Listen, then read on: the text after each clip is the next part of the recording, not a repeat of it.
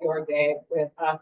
We are not amplified in here. We do have the owl. The owl is not only recording, but this is being live streamed. And we do have a couple of folks who are on the audience, just so you know.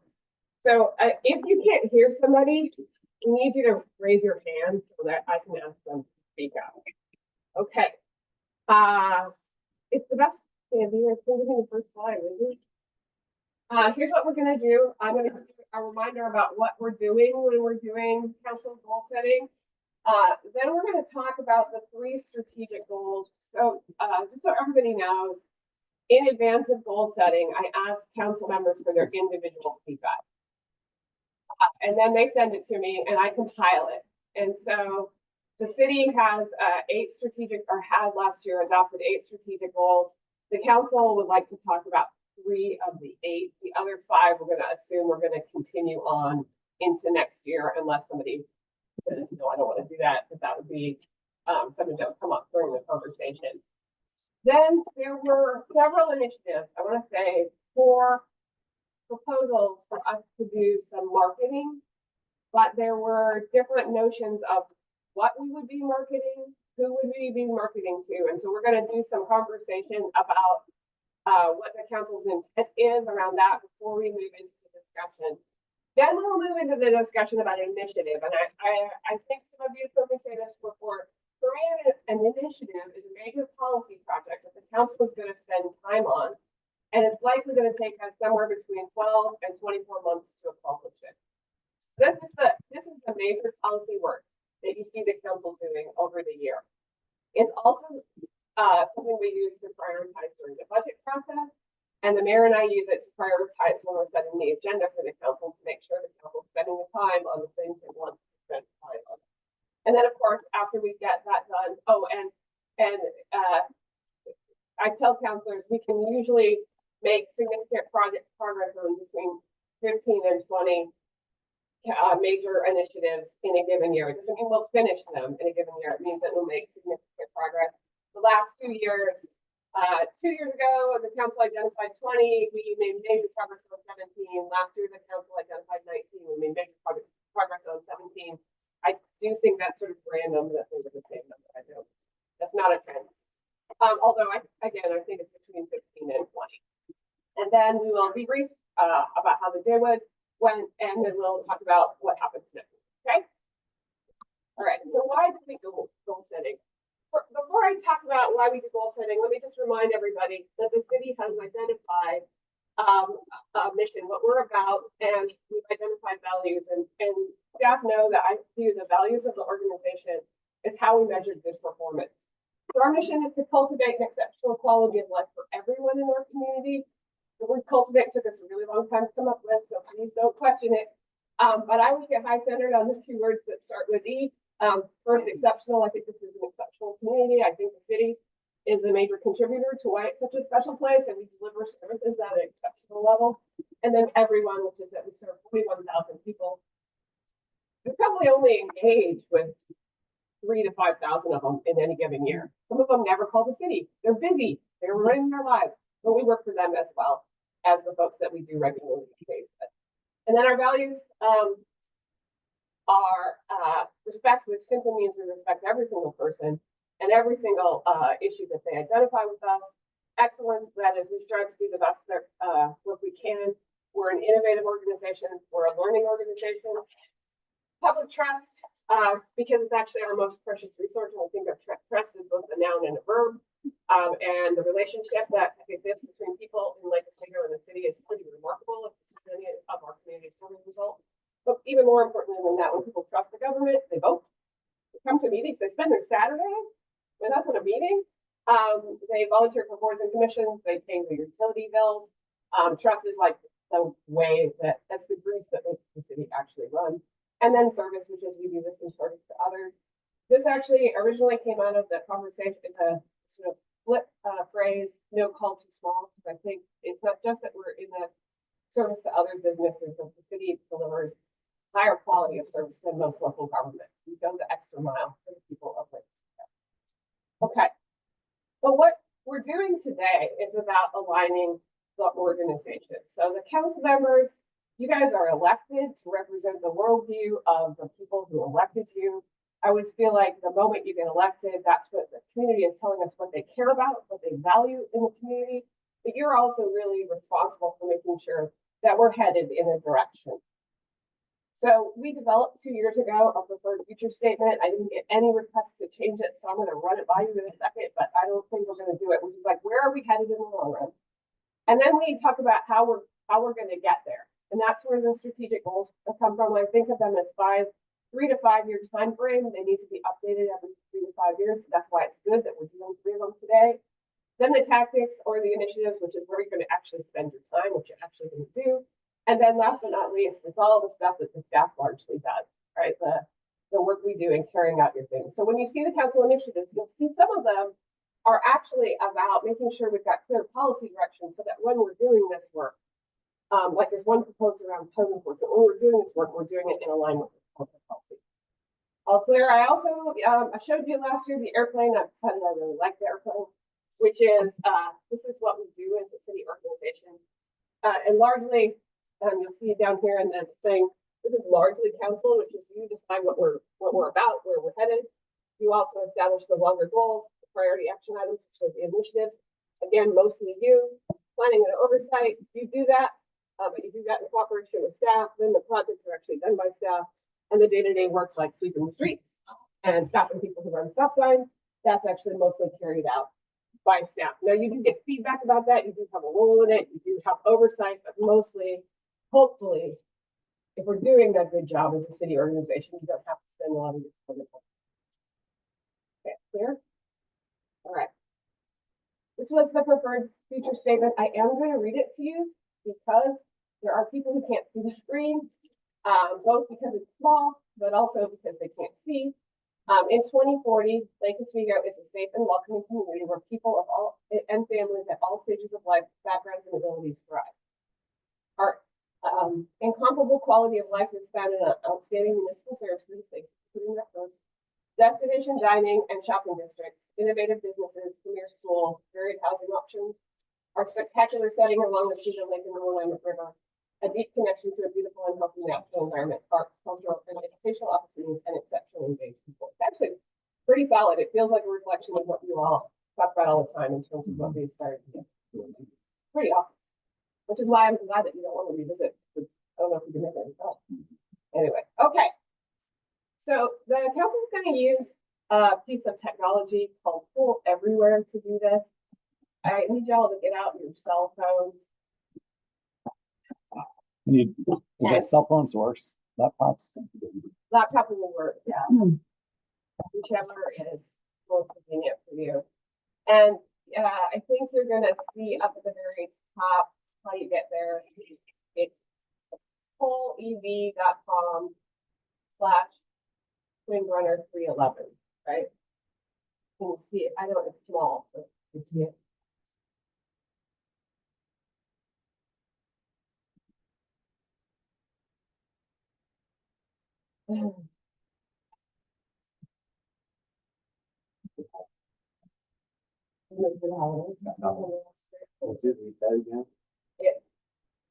pollev.com/twinrunner311. That's a /. It's right? A slash, yeah.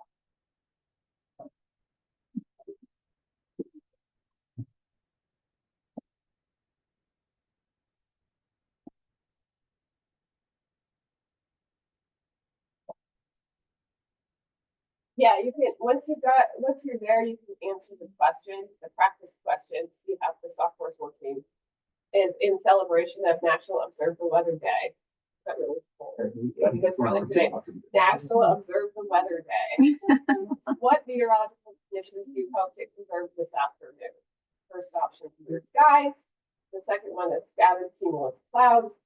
The third one is broody winter rain, which is what I prefer on most any day, but I don't get to vote. And the last one is snow. And just to be clear, if I get more than 7, it means somebody who's not on the council is participating. So, hey, staff and public, please don't. I mean, you can play along in your head, but please don't play along in real life. Yeah, makes my job a lot harder. The software, however, does track the phone number this is coming from, so I will find you.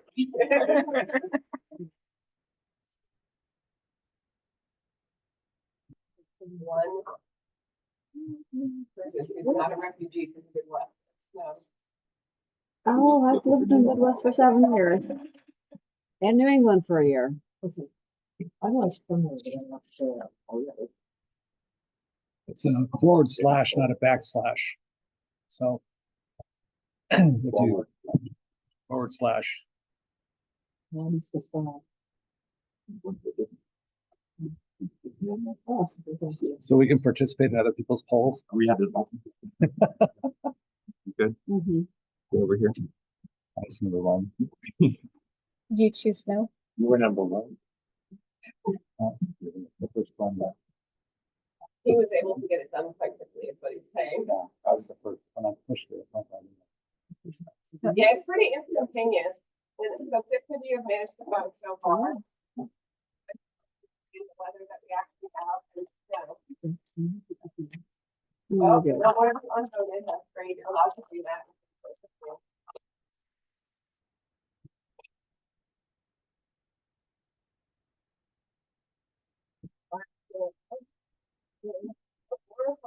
So,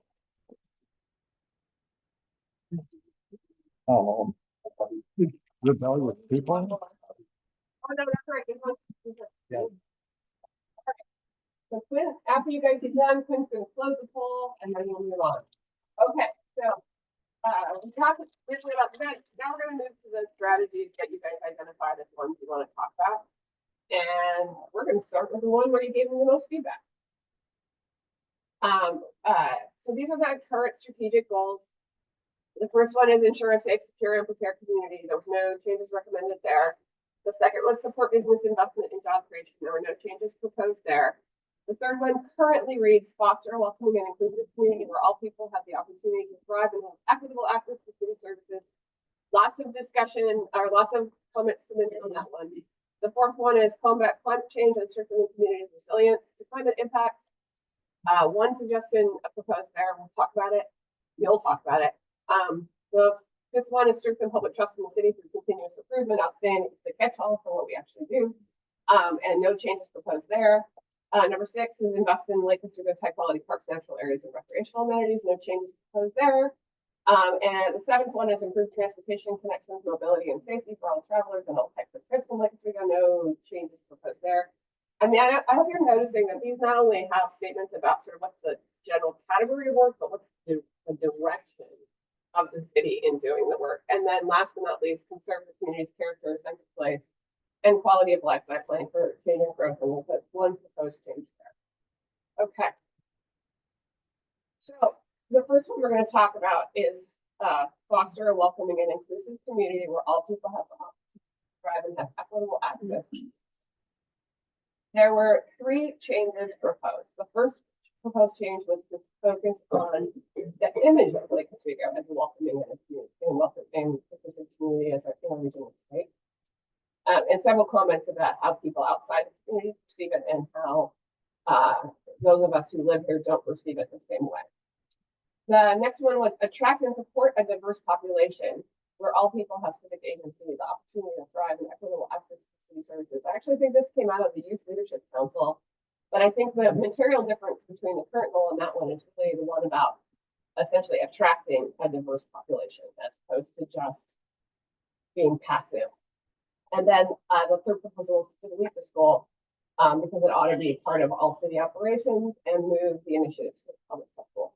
Okay, so obviously you guys want to talk about this. So I'm gonna not say anything more. Okay. I think the way we've had the current goal stated this way for, I don't know, as long as all of us have been on the council, and with really it's difficult to measure. And, fostering and welcome, I mean, it's fine. It's just it's kind of fluffy. And then, we haven't really had any concrete goals underneath it other than supporting the work of the DEI advisory board. So I wrote this second goal here, which does stem from some of the language that the Youth Leadership Council used in arriving at their goal setting, where their kind of vision around a DEI goal, if you will, really centered around civic agency. And I know we have other goals, initiatives, coming up that have to do with communications and increasing civic agencies. I thought it'd be an opportunity for us to actually place a measurable, concrete work product item under this goal, something that we could do that leads to attracting and supporting a diverse population. Of course, we want to provide equitable access, and so that's kind of how I arrived at this. Something a little more concrete, measurable. So before I read that, so is the key part the attract, or is the key part civic agency? Well, and a lot of the work that we are doing around housing, a lot of the work that we are doing around accessibility is specifically to attract and support a diverse population. So that seemed to follow the work we're already engaged in. And tell me more about how you measure civic So allowing people it's allowing them the opportunity to participate, to have a role in their future and in their community, have a voice. So that's around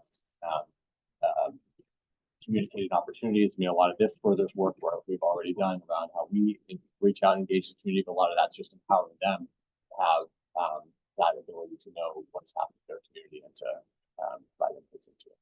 Thank you. Okay, responses or other comments that you say. You don't have to respond. Yeah.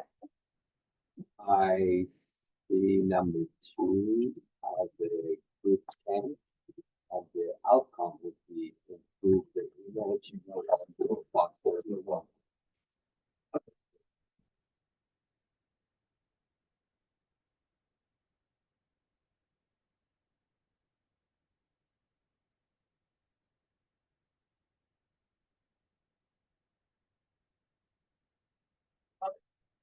One of the things that's really interesting about this is where it comes from, which is our youth. And I kind of think a little bit about what our current demographic is. And I think it's who's older.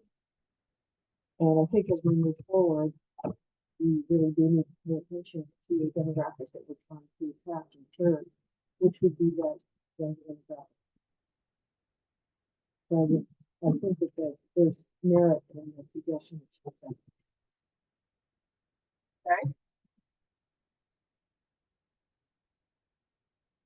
Anybody want to speak in favor of the comments they submitted on the other 2 ideas? Either one of them. I think 2 is, I think 2 is accurate. They're similar but accurate, more precise. So I do think a lot of that is in the in our statement of our mission. I mean, it's kind of, and I think to the mayor's point, goals are something that you strive for, but you also have sort of concrete things of what you get done. I mean, it's esoteric, let's have sunshine every day is nice. Or Trying, go out then. right, but to have aspirational, goals are fine, but as we discussed, we're all kind of business owners or people that like to get things done, and have specific metrics that are met. And so, but Trini's point, I think that there is that big part of that we've got to attract younger people here, because the bar keeps moving over into the into the wrong direction, in my opinion. Part of that, if we had lots of housing for the seniors to move into, the downsize, they would give up their big houses for more families. So it's encompassing for everybody. This is easier than I thought it was going to be. So we have consensus in first number 2. Okay, great. We will change that later. All right, so the next one was the climate goal, which partly is about combat climate change, which really is the mitigation part of climate work, and then strengthening the community's resilience to climate impact. Because as we talked about, as we go through climate change, dry skin, wherever, we end up dealing with more extreme events. And so the city needs to continue to work on having chemical care. I'll run up to I said the alternative. I brought this up last year. Combat climate change is nice, but again, it's not exactly something that it's, I don't think it's fully reflective of what we do as a community. I think we have the whole sustainability board that really fosters and supports sustainability practices, which I think is as important with climate impacts. And I think that it's more of an inclusive statement of kind of what we do, and we can have measurable results with. So that's just my 2 cents. It's just a little bit more inclusive of actually what we're doing, because we have the whole sustainability group that works very hard at doing a wider, I think, a more embracing work than just climate change. They're dealing with, if you have great sustainability practices, I think you meet the climate change plus a lot more. So that's just broadening a little bit. So anyway.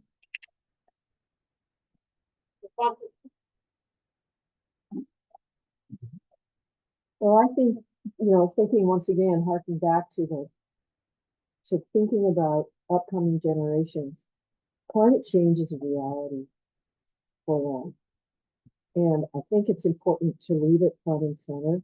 I really appreciate the comment on how we're going to do it, which is by supporting sustainability practices. So I don't know, maybe maybe we need to wordsmith it. One more option. Yeah. But I believe that we need to leave those words there because that resonates with folks that are coming up that have to deal with our extreme climate, extreme weather issues. We believe that's a reality. Like a climate change by fostering support practices. We're not going to wordsmith in this. I mean, I will just tell you, there's not going to words. But if you want the word sustainability, we'll figure a way out. I guess. Go ahead. Yeah, no, I understand your journey to like what so you have specific, word count because repetition is product. Because it's so we have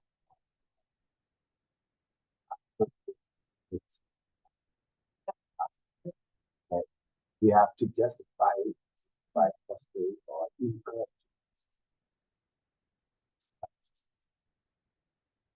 We're going to support and but yeah.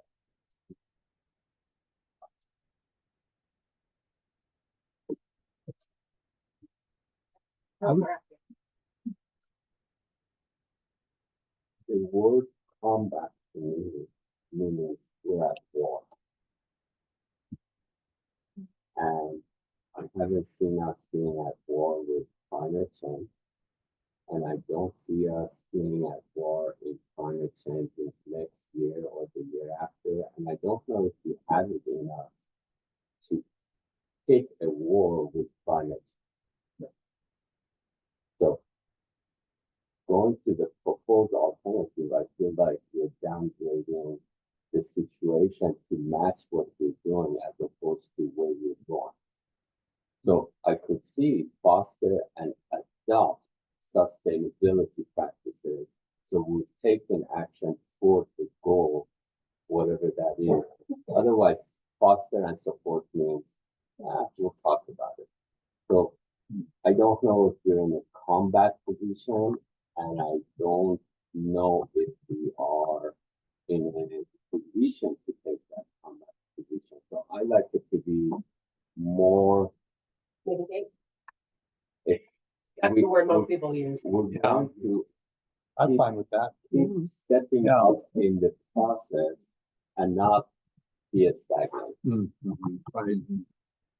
Because to your point, Ally, I mean, other than for requiring EV vehicles, and we're not combating, I mean, Actually, I think we are. And I think, no, we're not. I've been here 6 years, and I would say that we have done, compared to what everything else in the goals that we've done, and we put some things into policy, but mostly that's state driven. I mean, on things that you have to do I for think building. there's a huge shift in terms of state training, where you're going to talk later today about green building policy. We've incorporated climate analysis into the capital improvement plan. I actually think there's actually been quite a great deal of work done, and of course the EV strategy as well.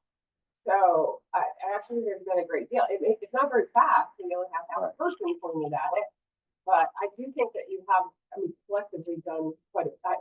Give yourselves some credit. You've actually done quite a bit of work on this goal. And I mean, when you say mitigate, it's like, even for me, it's worse. In mitigate, you have to see the thing. Climate change is a huge deal. Like the lifestyle of I'm not disputing that, but I think the word combat means that we're war. When you mitigate and combat is the word that you have. Even if you were not doing it, and we are doing it, honestly, we combat it. You see the Youth Leadership Council, things like our city, we have sustainability board, we have the city itself has many folks. It's not only us, but we are the leaders. We have to show we are combating. And if you were not doing it, it may be now that we have to put that word that we are combating. That's not mitigating. Mitigating means it's bigger than us. We combat it. It's a force that will destroy things. So even, and I think we are combating it in my view, but I respect your view, but I think we should be able. I'd like to add one other idea to the group, which is we actually do one thing that runs the system backwards. One thing. The other things that we do are all to not contribute to the damage. And the one thing that we do is we focus on our trees. And our trees actually take carbon out of the environment. And this city puts a tremendous amount of focus on caring for our trees. And I think that makes us a little bit different. We don't want to pick on I concur with Counselor and Group, in terms of combat. And I think it's because it elevates and says how serious we take climate change and the impacts that it's been having on us. And I think it steps it back if we change that language. I definitely like what Counselor Wendland recommended with the foster and support sustainability practices. So I'd like to keep that, but I don't necessarily want to see the combat climate change taken. Would you think that foster and support or adopt sustainability action to support the combat climate change? That's been the previous conversation that you all had, is that this is a bigger goal, and that sustainability practices are a means. Yeah. You can do what you want to do. Councilor Atkins, you had your hand up when I had my back. So I was going to say that I wasn't really on board with the word mitigate. I was more with foster and adopt sustainability practices. So we're not mitigating, we're taking a step towards the goal. And I like what I'm hearing now, that the goal should be the same, but we take actions to support and adopt.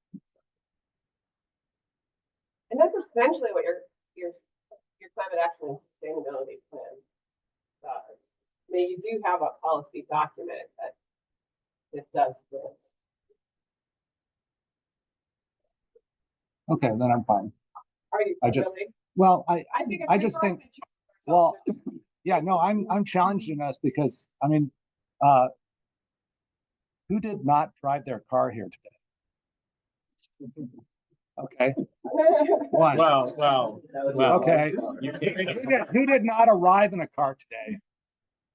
Right, okay. one. I mean, I just like, where we have something that we can truly show that we have actions, and accomplishments towards them. And so, that's the challenge that I put in. And I, if we are going to do that, then we truly need to be a little more proactive about truly combating climate change. So that's my, deal. To Ally's point, combat means, I mean, this is like one of your top priorities and you're going to war on it. That's the word that I see out of it. And it's like, Skip O'Neill always used to go to the youth council, and he would, they were all saying, we need buses, we need this, we need this. And he says, well, how many of you walk to school? 0. How many take the bus to school? 0. How many drive to school? Everybody raised their hand. So it's kind of like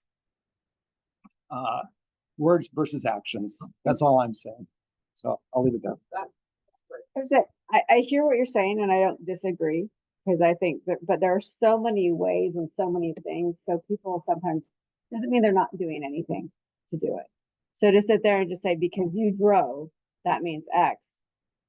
You know, again, you have your house, you have actually, you know, everything that you use. Are you getting a full life cycle out of everything? Are you using solar? Are you know, there's just so many things. Are we planting trees? So I think we just need to be careful to pinpoint. If you're not doing X, then you're not doing Y.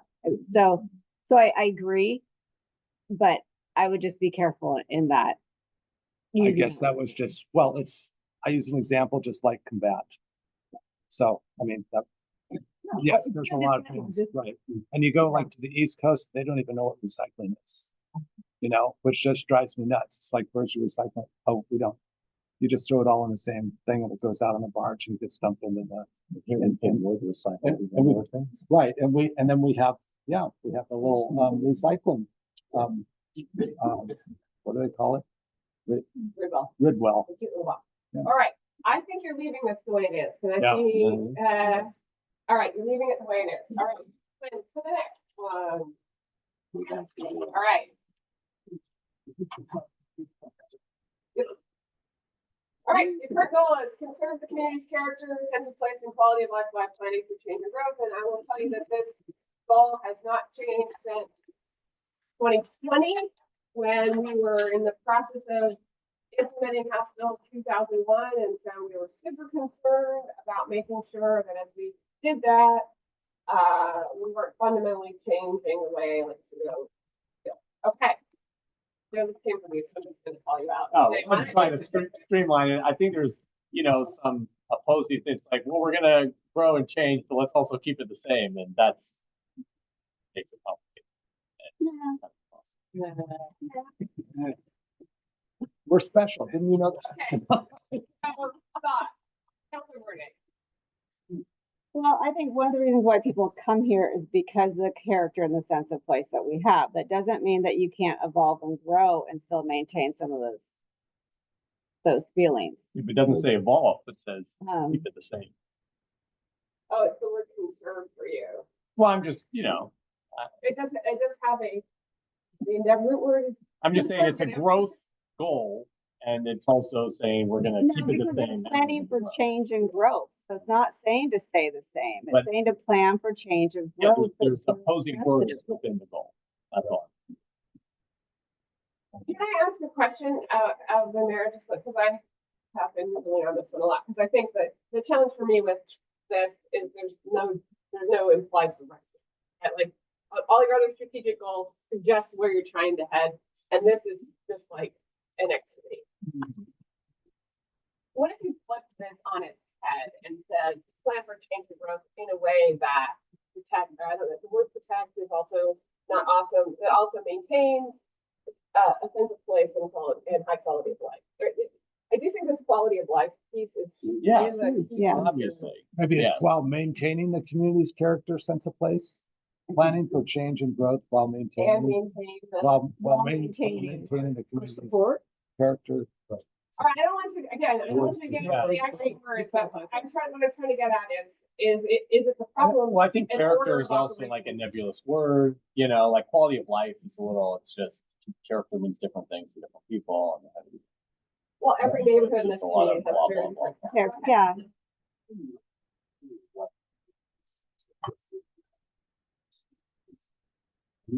One, like, conserve means, right, conservative meaning that we are not changing anything. We have to stop working on the goal of housing. Because if we are saying housing, at some point we go density or certain things, and if we change the character of of the neighborhood.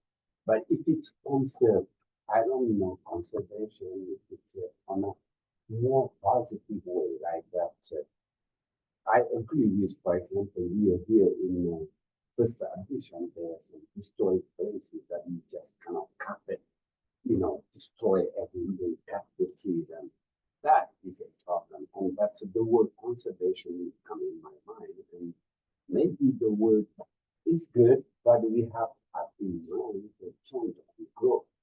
Because later people is not going to stay, right? That's not possible. It won't happen. There is no, it wasn't like this 50 years ago, and it won't be like this 50 years from now. So we have to be realistic on what, but the sense of play, the quality of life, very important. Those are things, people want to concept that. But like why are we building quadplex in my neighborhood? If someone bought a lot and do that, it goes about it, it's gonna happen. So that's the problem But I think you also, as part of that conversation, because of the direction of the school, you wrestled with design standards, the tree. I mean, like what this did was it forced you on, it didn't force, but it helped you all reflect on how do we do this, how do we accommodate this kind of change in a way where we don't lose the things that we love at the same time. Mhm. And I realize that some folks don't necessarily agree that we accomplished that, but I think that you guys spent a lot of your energy thinking about those things. And as you move into some of the things that you're going to be required to do, as part of the housing production strategy that you adopted, this question of how far are you going to go in terms of making it easy to develop versus making sure you have high quality design, I think those are going to be front and center. So I kind of agree that these phrases, sense of place and quality of life. And so let me, if it's with your permission, let me try to flip this, because I think that's what's really going on here, is that at least for the mayor at least, I think the fact that the first word out of the box here is conserve. It doesn't acknowledge the fact that change is happening.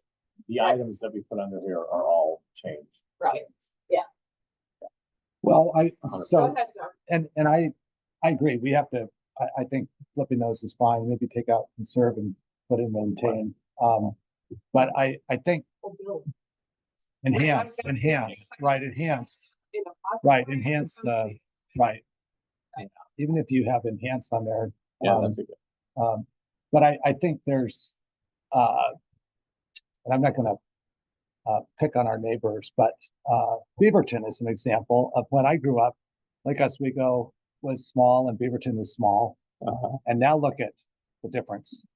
We've pretty much maintained Lake Oswego in very much the same character, sort of, that we are. And Beaverton has, I would say, changed drastically. What? And I'm not sure that I would say that Beaverton grew and had the same sense of place and the quality of life. Now it's a different life. Okay. I understand that, but I think that's something that I hear from more people when they come to this community. Well, Where they here- really had a different strategy than what the yes, and I was going to say Hillsborough is very planned, And Well, I know it's a- Cobra Food. right, well, and they have land. But I guess I'm okay with enhancing, but I do think we have to keep the character and the sense of place and the quality of Yes. life. Yes. Of course, I that's don't important. agree, And but it's in our I big think vision, the too. question is that the strategic goal, the goal is to be ready to change, right?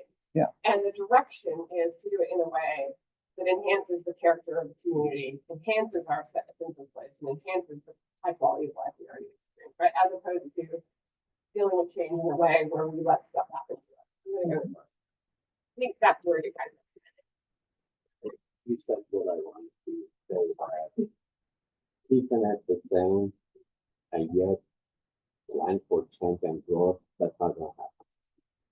But if we plan for change and growth, I don't know if it's enhancing, but keeping the community character, sense of place, and quality of life, keeping those in mind as we do that, then that's the thing to do. I also think that, I'm sorry, No, I'm sorry. I also think that 35 years ago, Lake Oswego was a dormant, rural, quiet place that Portland people would go on vacation there or have their lake houses. And now That was fast- 80 years ago. 35 years ago, I was here.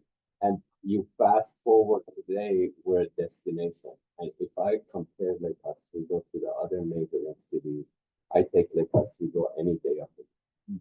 So, and I believe that's because of the vision of the city and the city councilors and the leaders of the cities that brought us here.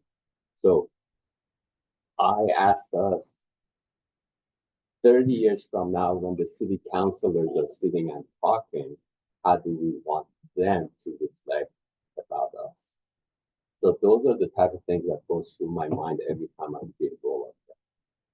So we do need to plan for change and growth, but keep all of those things in mind. I think that's I'm gonna take that as sort of council consensus about the way we're gonna go, and we'll figure out how to write it later, maybe during the break. Okay, is that good? Okay. Hey, good news. I think you guys finished this part of the agenda before 10. Woohoo! My goal is 3:30, you guys. I hopefully. We're high achieving, we're gonna say 2:30. See my goal. My goal is. All right, good. Let's go to the next slide. All right. Can we do this? We don't need a break yet, right? No, Okay. Maybe after this, we'll take a break. So, we had 3 major different initiatives by 4 counselors proposed relative to marketing. The first one, I probably would recommend that you don't talk about leveraging business license to your revenue deal, because that's a means. Because the work that we would actually do is start actively promoting Lake Oswego, our amenities and business community. The second one was related to Lake Oswego brand for extra internal community, and I don't know. It didn't read to me the same, but that's okay. And then the third one was to develop and implement a plan to better market the city itself. And so I would look. Okay, here's the things. I think we might want to do all 3 of these things eventually, but in the first year, I think you're going to need more focus than trying to get all 3 of these things done. Am I making sense? And so what I'd like to do is be patient with me for a second, not talk about them globally. I want to have conversations about what are we marketing, to whom, for what results.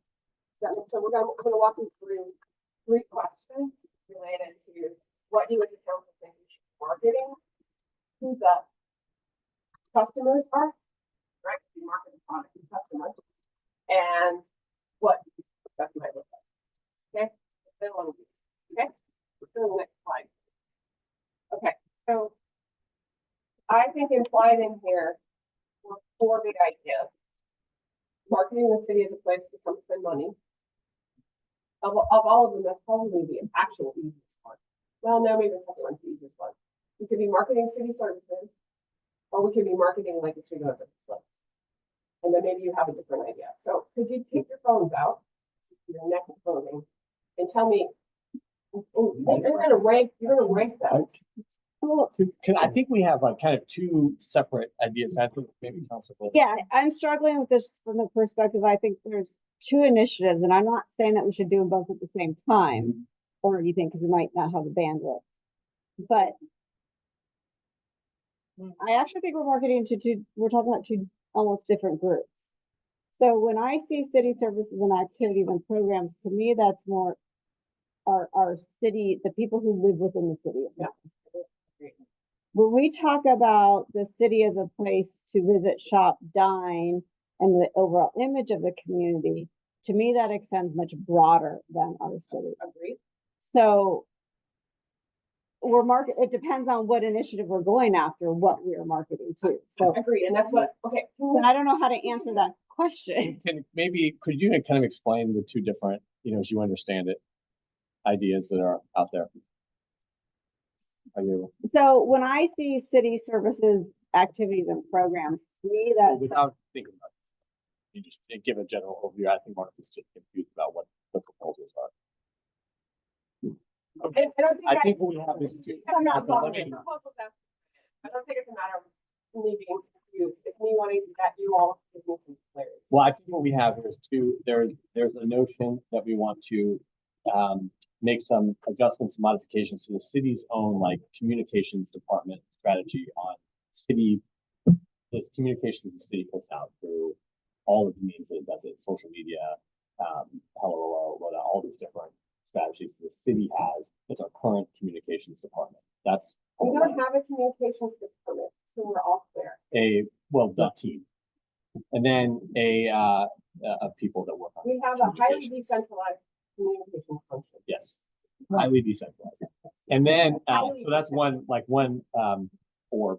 And then over here, there's the notion of something that, of marketing, working with, whether it's the business community, stakeholders to market more like marketing, of the city as a place to visit, shop, and dine. So totally separate. And that's just not city's communications. This is like to promote people coming, totally best way to go. Okay.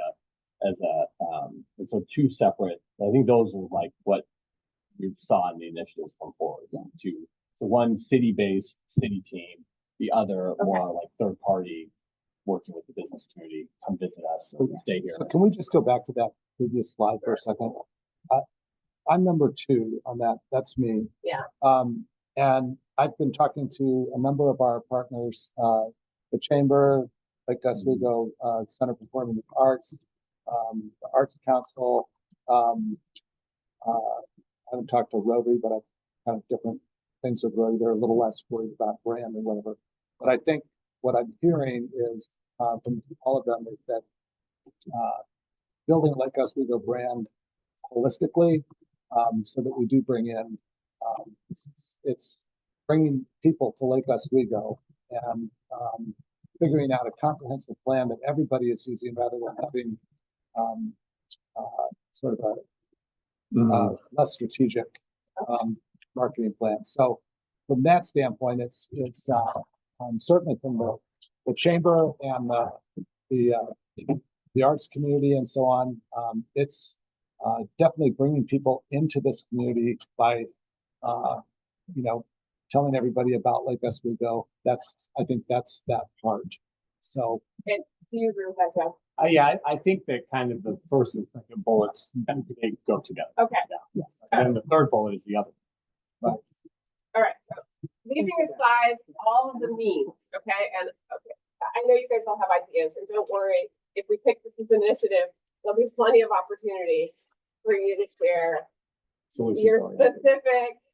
Well, you're all knowledgeable in this area, so I want to give you all credit for the fact that you know what you're talking about in a lot of cases.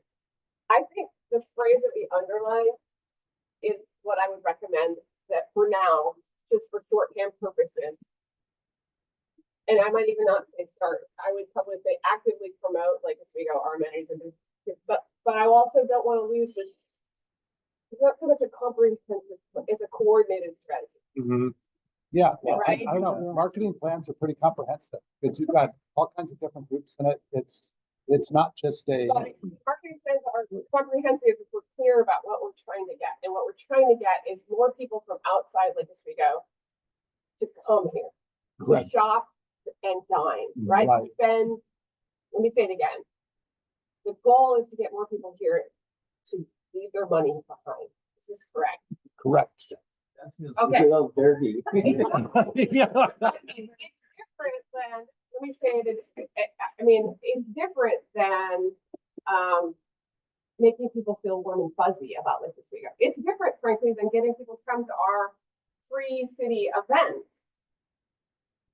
Because if we get people to come to our free city events and they don't spend money, we haven't accomplished. All we've done is irritate people because there's more traffic, right? And it's harder to get a blanket spot.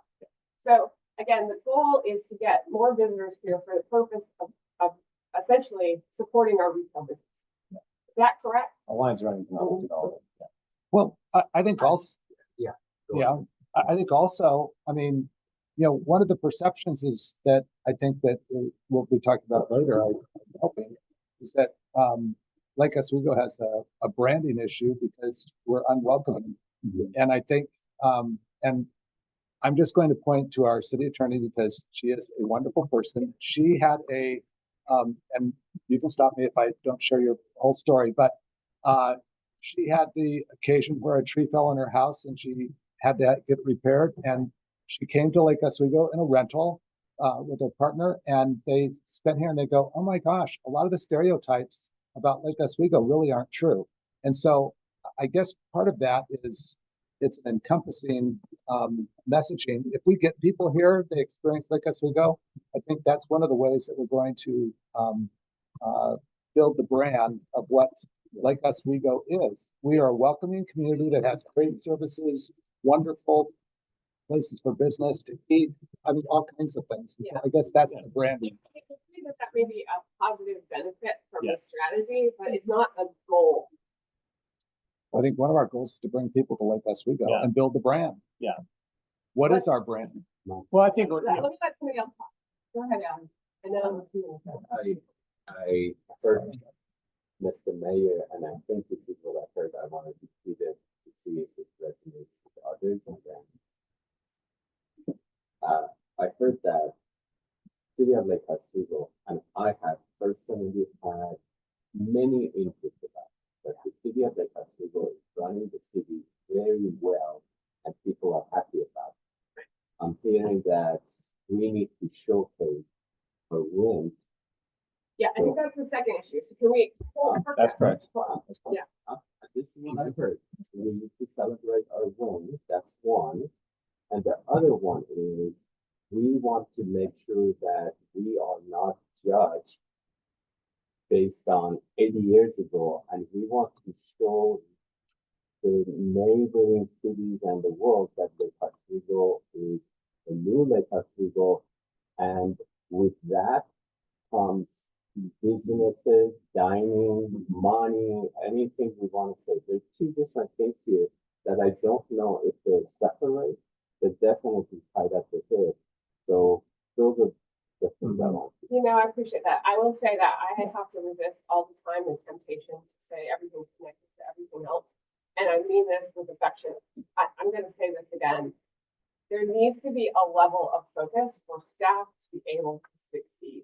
And I will tell you that I think a marketing strategy designed to change that idea that Lake Oswego is exclusive, right? Which is what we're all concerned about.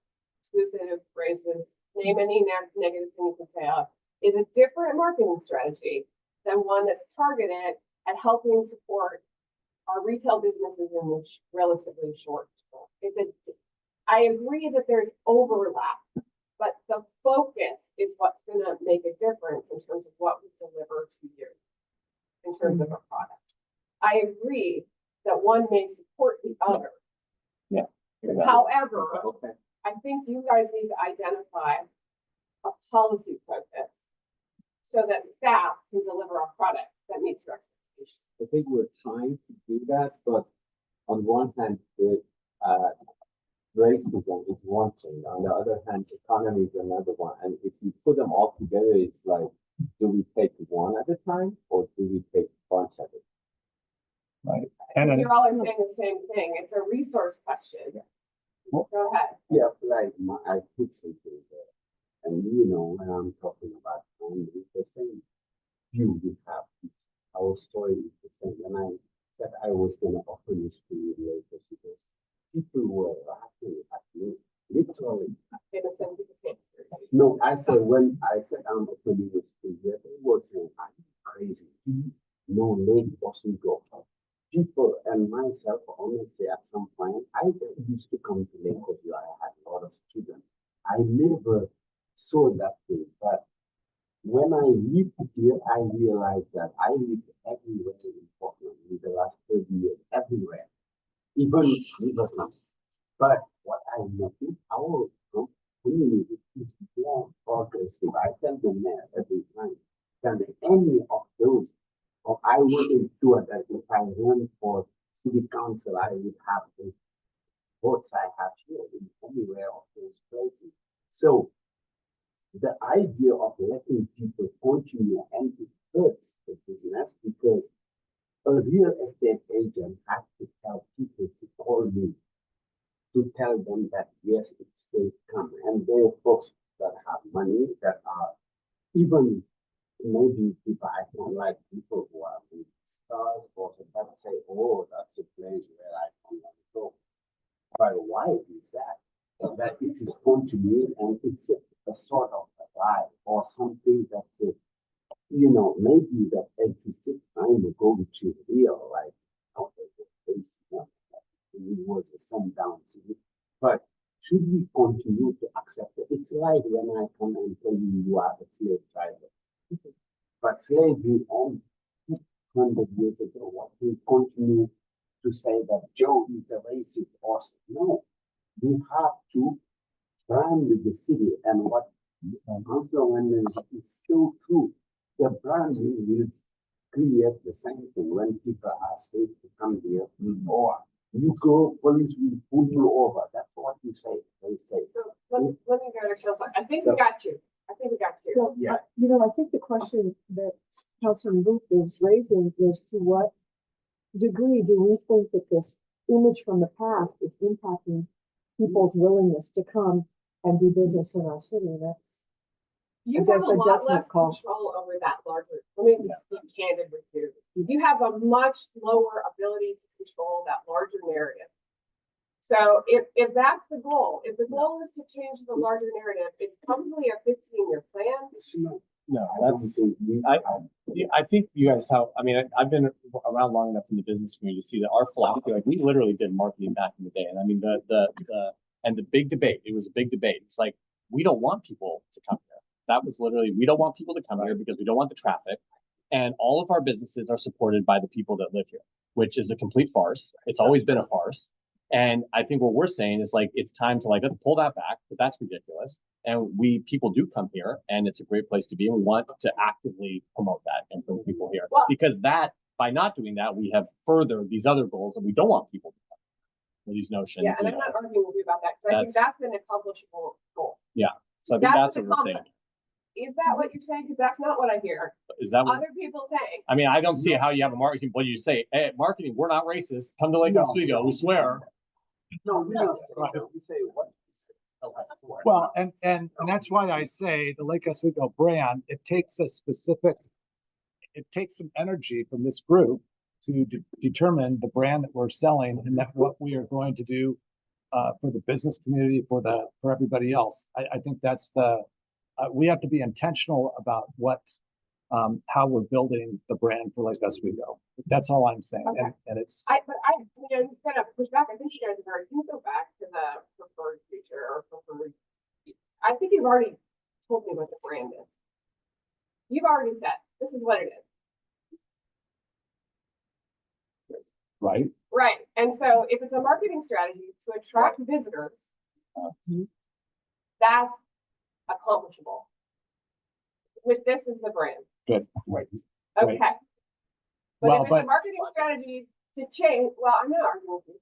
If it's a marketing strategy to change the story that other people tell about Lake Oswego. Well, exactly. Right. This will change the story. Right. But it won't entirely. You're still gonna, I'm sorry, when you're at the airport, Bagley Lane, you're still gonna hear the story. But how about in? Yeah, Well, yeah. I don't think we're expecting that this is something going to take everyone. I mean, that's impossible. But I think we need to be more proactive And strategic. and strategic. All right, but it's about business. Yes, really, yes. Okay. Well, yes, we'll implement it into the curriculum of the district.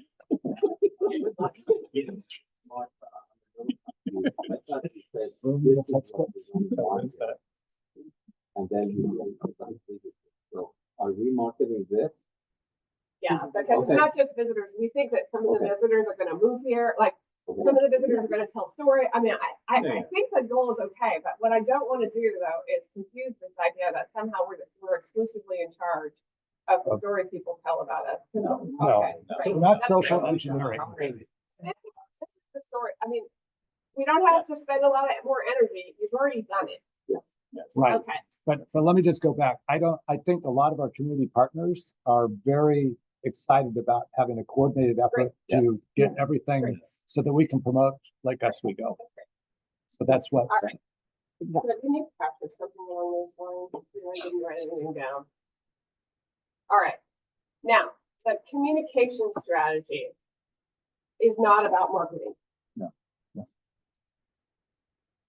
Even though words here. No. So what this is improving, right? Improving the city's community communication. And we can figure out why when we come back, right? Is that right? In its most basic form, yes. And you doing well on that. Like, the only thing is sometimes we have to say, we're doing this because these folks are doing so much. Yeah, we'll come back to you and talk about what you guys are hoping to accomplish with it.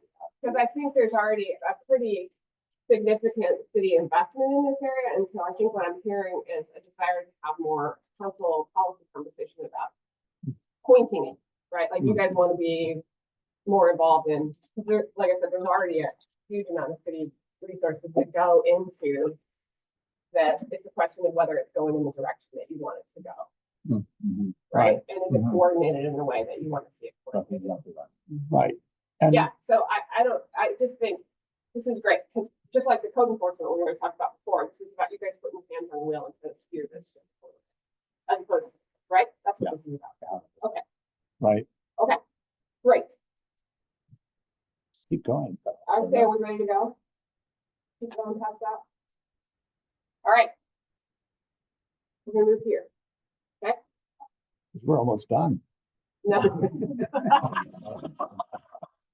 that once in a while. Let us do the first one and then see where we are, because my kidneys work super really great in the morning, and so sometimes I need to take a break.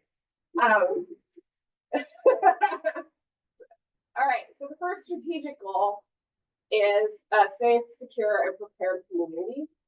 Last year, you had only one initiative in this strategic goal, which was about increasing preparedness of Lake Oswego residents, but with a focus on seniors and people with disabilities. There were 5 additional initiatives proposed. Again, we have staff here, so if you have questions about what we're already doing or what we take. The first one, I think it's connected to the first one. We have to figure out what that overlap would be, but it's actually to be more specific about engagement. And I'll let Counselor talk about this one a little bit, but I think that it's what I heard her say is that the more people she talks to who aren't prepared, the more she needs to realize we need to get even more specific about that. Is that fair? Yeah. Okay. I think there's a lot of people who aren't even close to ready, and we need to get the individual ready. Yeah, and I think you guys know from the last few disasters we've had that the city's going to focus on really basic life safety issues. We cannot meet everybody's individual needs about them. There's just not that. Right. We don't have the resources. Actually, here's the truth. No government on planet Earth has the resources to meet everybody. It's individual needs. The next one is engage residents in the county to create a community health and resiliency action plan focused on mental and behavioral health. So do you want to talk about this a little bit? Oh, well, this is more around, this is less like emergency preparation, but yeah, I know. Oh, it's safe. I thought I Yeah, really safe. this is just more around kind of connecting people to resources that exist around it, because there is a big crisis of mental and behavioral health in our communities, and it's tough because as a city we don't really, it's not our realm, but it impacts our residents severely.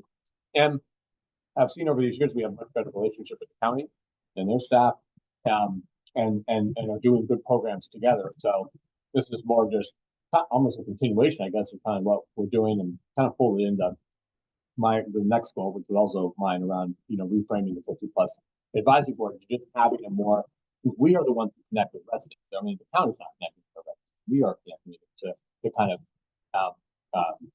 help better facilitate those communications, interactions, and a really important resources. People.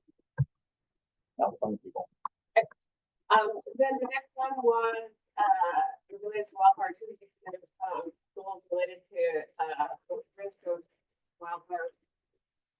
I don't know if y'all saw the Cedar Bergen just recently released wildfire hazard maps. Areas like Toledo, mostly like Toledo, would be at a very low risk. Ones that are high risk, actually, anyone who looks at this trial is a high risk, and you can see another part of it. I was surprised. Yeah. And then the last one is essentially to have codes ready in case we have an earthquake. This is this is mine. One thing that I heard, and then I did some more research on it. A lot of communities that went through an event like Southern California were not ready for such a disaster, and it was bureaucratic hell to get things rebuilt, businesses, houses, and things like that. And I don't know if there's anything that we can do a preemptive as we go through the codes this year. If there's something that we could put together and have discussion about, so that if we would have a catastrophic event in Lake Oswego, do we have a sort of ready set of emergency redevelopment plans that we've gone through, so that people can get, if they have an insurance check, they can get their house rebuilt, their business open, that type of thing. And rather than have a year of discussion with city council to find out how to do it. So I don't know whether that makes sense. I'm sure there's going to probably be some, if it was a major catastrophe, state overrides where they say don't follow the codes. But I would, if we can spend some time developing kind of emergency, probably the 30,000 foot level down to maybe the 10,000 foot level. Not everything, has to be perfect, but something like that. And that's what you guys talk about.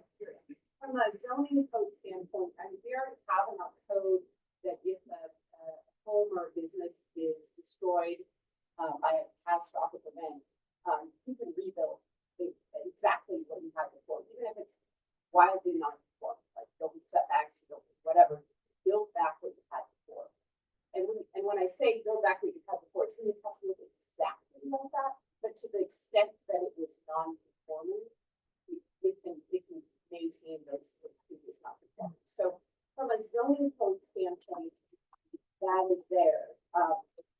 From a building code standpoint, we have built into the building code the ability for people to start work right away without any permits. It allows them to get started on cleanup work or demolition. Demolition, or getting, if you had a tree go through your house, being able to kind of close it up and start work on that without getting a permit. You still have to get a permit, which it lets you delay that a bit. But I was talking to our building official about this week, because I knew that this was coming up, and he said that while it's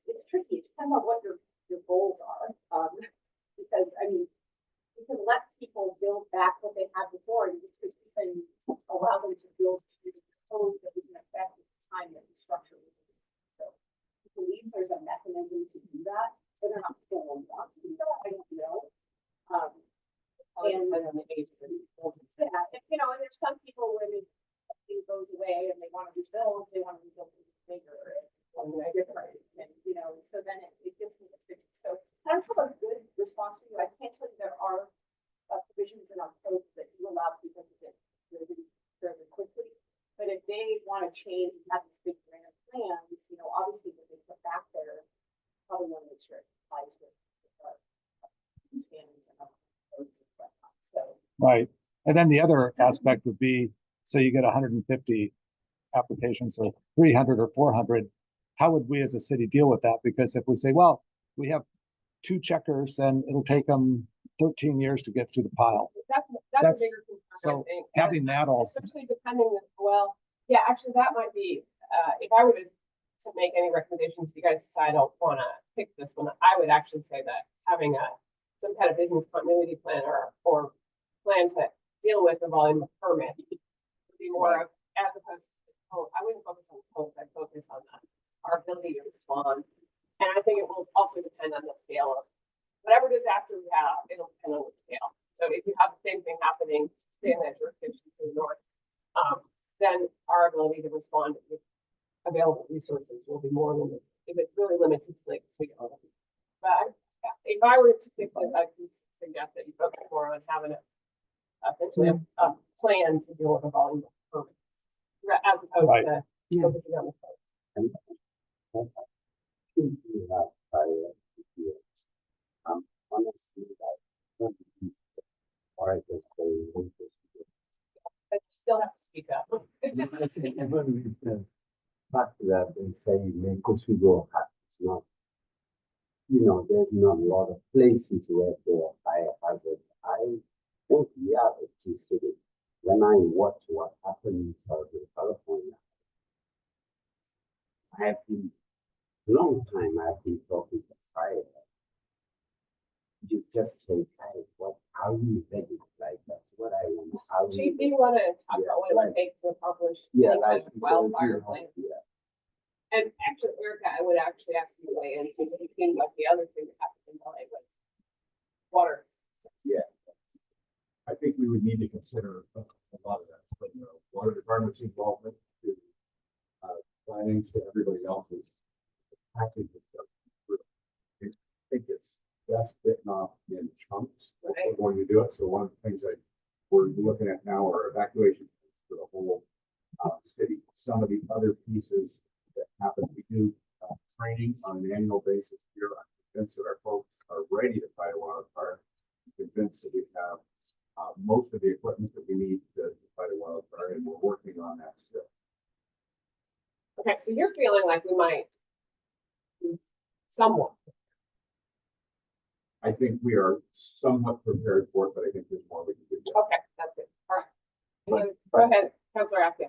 No, but can we ask like somewhat like because I really don't want somewhat prepared. Like you have to be prepared.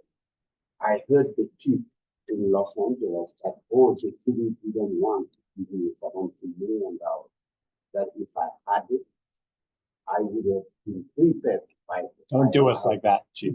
No, No, honestly, but I heard the chief say we have resources and we're spending them on getting prepared. So no, don't worry, the fire department's not shy if they feel like they okay, need to I do just more want to resources. make sure that we don't. I want to go back to number 6 for Councilor Whitney. I would figure something different. Also, think that when there is a catastrophic event, we want to get roof over people's head as fast as possible and get the businesses up and running as fast as possible. The people on their feet as fast as possible. Right. So what are the things that we have to do, whether it's code, revisions or exceptions during a catastrophic event? What are the things we have to do for business continuity? But so it's not one or the other. I heard Right. it's all of them. Is that what you were Yeah. trying to say? I mean, are we ready to respond? And, right, and what can we do ahead of time to get ready to respond? So, yes, And it could be making a very hypothetical scenario. In this case, if a restaurant burned down and they wanted to put up a tent, have the equipment, they can operate, maybe that's okay for a period of time. So we get businesses up and running, we get roof over people's head, so I guess I'm less looking at a individual one thing. I'm looking more as a general, if we lose 20% of the city, you know, Yeah. because we're fire. Catastrophic. Yeah. Yeah. And I guess I would only say, you know, this is quite a bit of work. And so just as you're doing your ranking, I want you to think about what's the most important stuff up here. And I'm not saying that it's not all important. What's the most urgent? but I also have to say last January, I was very impressed with the way the city responded to the community needs. So Yeah. if we can Yeah. continue doing that on a much larger scale, then I think we're there. The bigger the scale, the harder it's going to be for us. Yeah. Right. Okay. Can I just say, I think that in general, you know, since we don't have any kind of community advisory group, I think the 50+ advisory group, Yeah. like I said, are already doing this work. It'd be great to have, I mean, this is like what they're engaged in, just to reframe it. So we have a sounding board and community members who are advising, and it would also expand. something to do. Well, yes, and then instead of just putting older residents on this board, I mean, it's something that so many people are. Yeah, we'll have to figure out how to do more than just rewrite the board, but also right now it's staffed here at the Adult Community Center, and we would not have them staff a resiliency board. So there's other pieces, but it's yeah. All right, are you guys ready? Got your phones and your laptops out? Okay, and the other thing I always tell all of you every time, and I'll say it again, just because something doesn't get ranked this year doesn't mean we won't come back to it or revisit it again next year. So the first one is continuing the work that you said it's on. Did it come through? 2 years ago.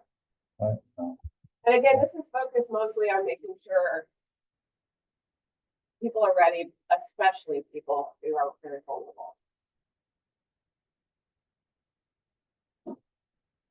We talked about this. We also got a grant for paramedics with the senior. Yes. We read about that. Did you read about this Friday? Okay.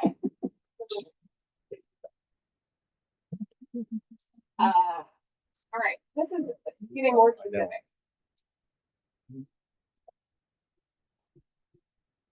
I think that does it. Fun. Yeah. I think they can be. We can't have this count as two. So. Don't want to. Well, I know these games. You know these games you play on us? We're not falling for them. We're smart. We are smart. But no, I played different games. It's not the game. All right, keep going to the next one. This is the mental health.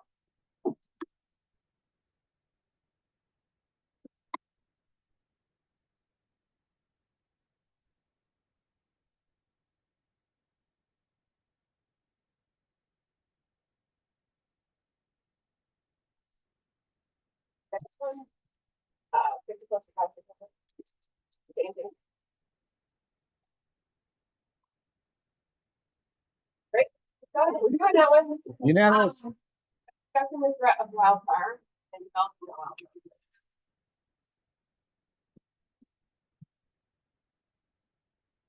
Question number one, what do you want to spend your time on? So forget to take off your time. Okay. And then the last one. Oh.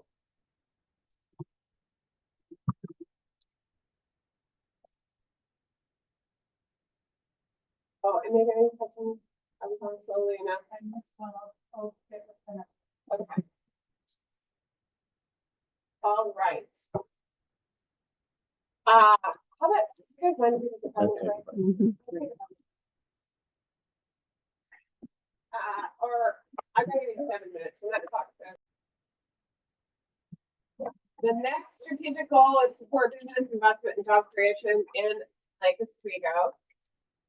There are 4 initiatives proposed here, and with a caveat that the fourth one you guys just talked about, and so we'll rewrite it in a way that reflects the conversation you had earlier about marketing. Last year, the first one was break ground on North Anchor, and staff proposes that you, maybe aren't quite so,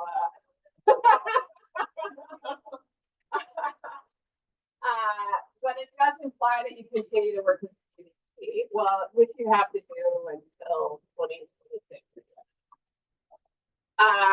The next one is the same exact one that you had last year, related to Foothills District Plan and evaluating Lake Grove urban renewal. I think you all know that we got a pretty substantial, grant from Metro to update the Foothills Plan, which we're gonna time to start, somewhere around the same time as we will be, deciding whether we actually are a go, no go on the wastewater plant.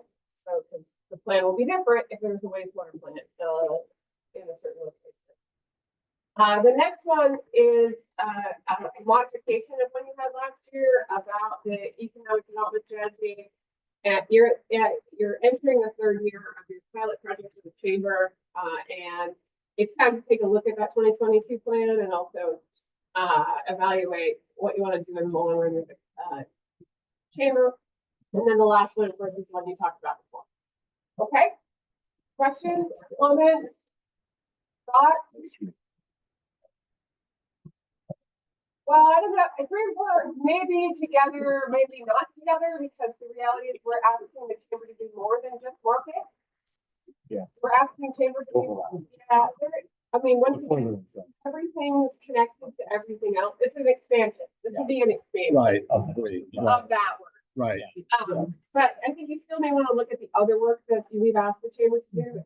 I also think it may be time, especially given the turnover we've had recently in our redevelopment program manager, to take a look at what we do internally for economic development. So I'll be wanting to have some conversations about you. So that will happen as part of You wouldn't want to do like 4, not, I mean, I would say you gotta do 3. yeah. You got, whether you do 3 and 4, that's up to you, but you gotta do 3. Sorry to tell you that you gotta do something. No, but I mean, it's like 2.5. Exactly. Well, yeah. Yeah, right. Okay. Are you ready? Sure. I have to tell you, I'm not positive that there's anything up here you can actually not do, but here we go. North Anchor. I'm just kidding. How do you, How do change you it? unvote? I'm just being, Other- Yeah. Yeah. okay, I need one more vote on North Anchor. All right. Okay. Foothills. This is a pretty significant effort. Also, Lake Grove, just so you know, Lake Grove is tied to another goal you have later. We'll talk about that. Can I ask a question on Yeah. this? One of the other goals that we have is going through all the building codes and whatever. I mean, is this the same? I mean, is this going to be using the same staff to do that, or is that Yeah, I mean, thank you for saying that. Jessica's been dying. We do have and we will be coming to talk to you fairly soon about, the body of work on long range planning. We do have more long range planning processes, that we've identified than we have people. right? So So- yes, the long range planning staff will be in charge of the Foothills plan. I mean, so while I think we're all supportive of everything, it may help once you get all the lists Yeah, for no. us to prioritize those. Yeah, that's great. I'll come back when we get to the end of the ranking of the overall initiatives. We'll take a look at the long range planning ones and then ask you for some feedback on those. I don't necessarily want you making decisions about that today because we haven't had a chance to do the work plans, but it will be helpful. Okay. We want to retain our staff. Well, and we want to actually accomplish the work. Right. We actually do this if we want to do the work. This is the one about evaluating the strategy and the pilot program.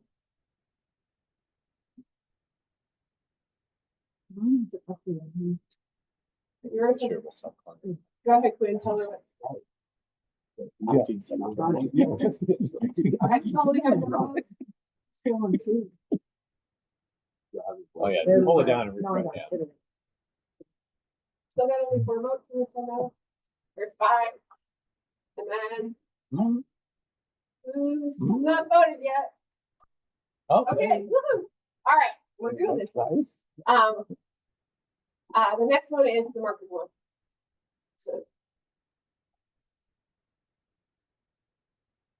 All right, one more vote. Okay, all right. So we did the economical, as I predicted, I thought that you would pick all four of them. Did you get that, Megan? We're trying to go a little slower because Megan's actually reporting what you're doing, so later we can sort them. And we'll show you that in a little bit. The next one is the revised inclusion goal. There were 5. Okay, you can drop the 5th one. So well, we'll just skip over it. The first one is that we think it's time to actually evaluate what you adopted for the DEI recommendations report back in 2020. It's been 5 years, and I think the time frame of that plan was 5 years. So it's time to ask the DEI advisory board to give you a recommendation, including and there's some modifications we can make to this. There's some of the original recommendations that we're never really going to be able to do, and so we want to make sure that we're clear with all of you about that. So can I ask a question about that first one? I mean, Yeah.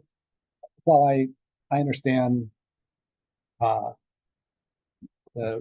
do need to give us a report and so on, to me, this is more of the operational part.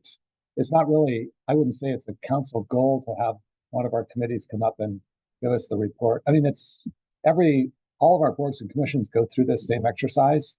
So and frankly, I would have thought that operationally we would have just had this on the I think we on the have calendar. once a year. Well, no, we haven't really. I mean, I would rather have check-ins.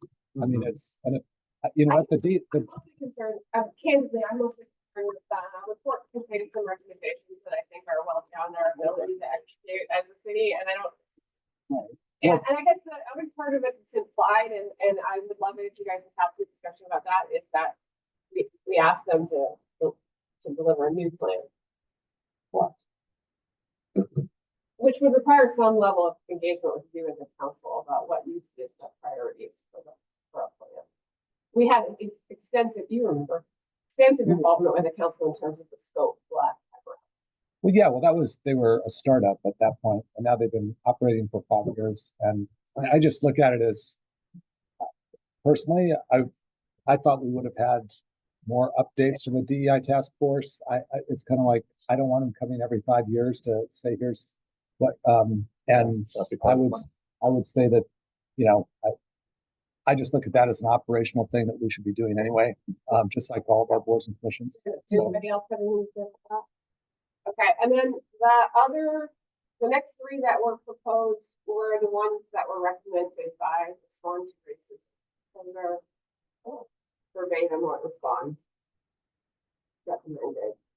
The third one, oh, sorry. The first one, and it's the goal number 2 is really kind of somewhat an overlap with number 1. If you were to pick number 2, I would say we would do number 1.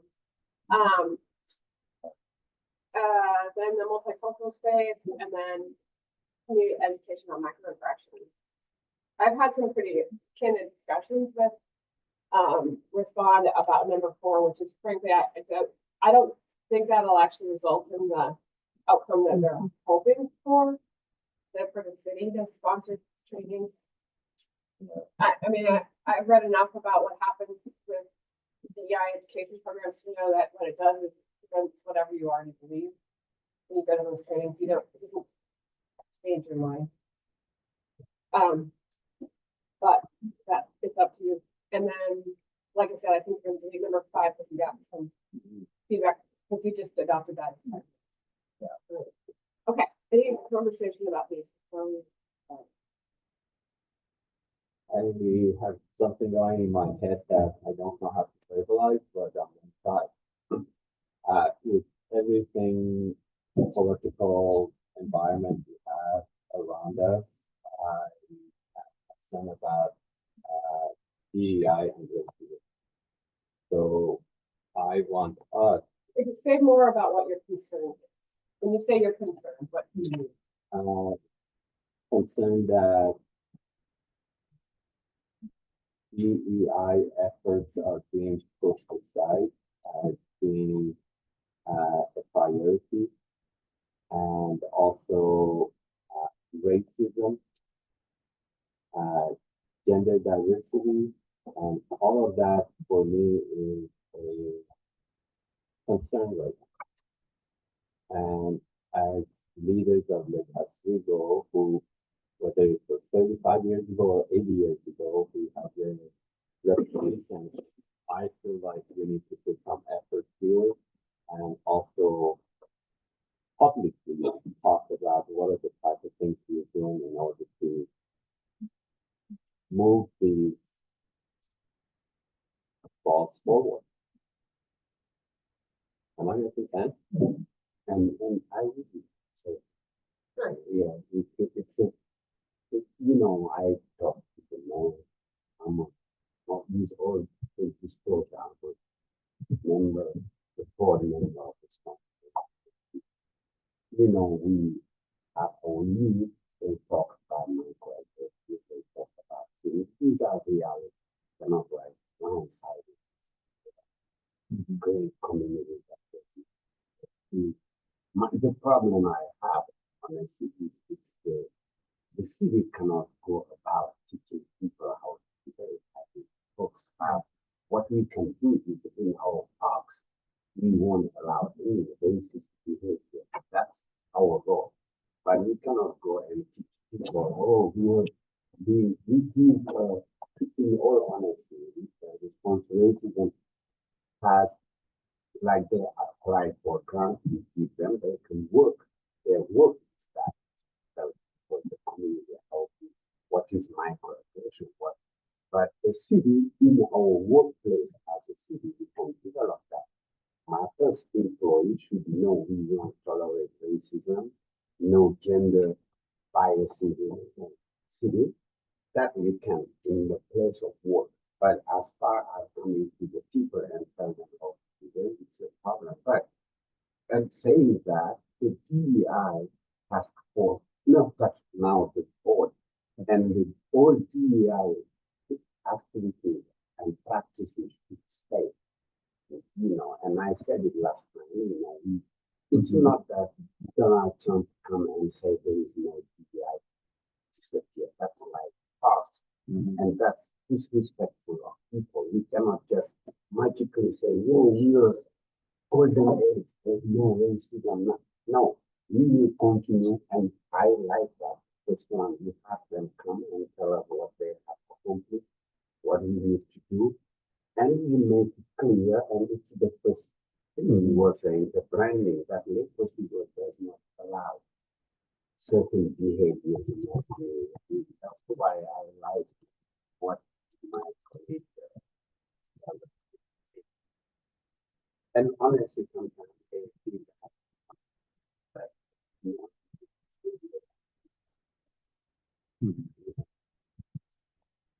so, It's great. I think I'm going to be what's the work of the council.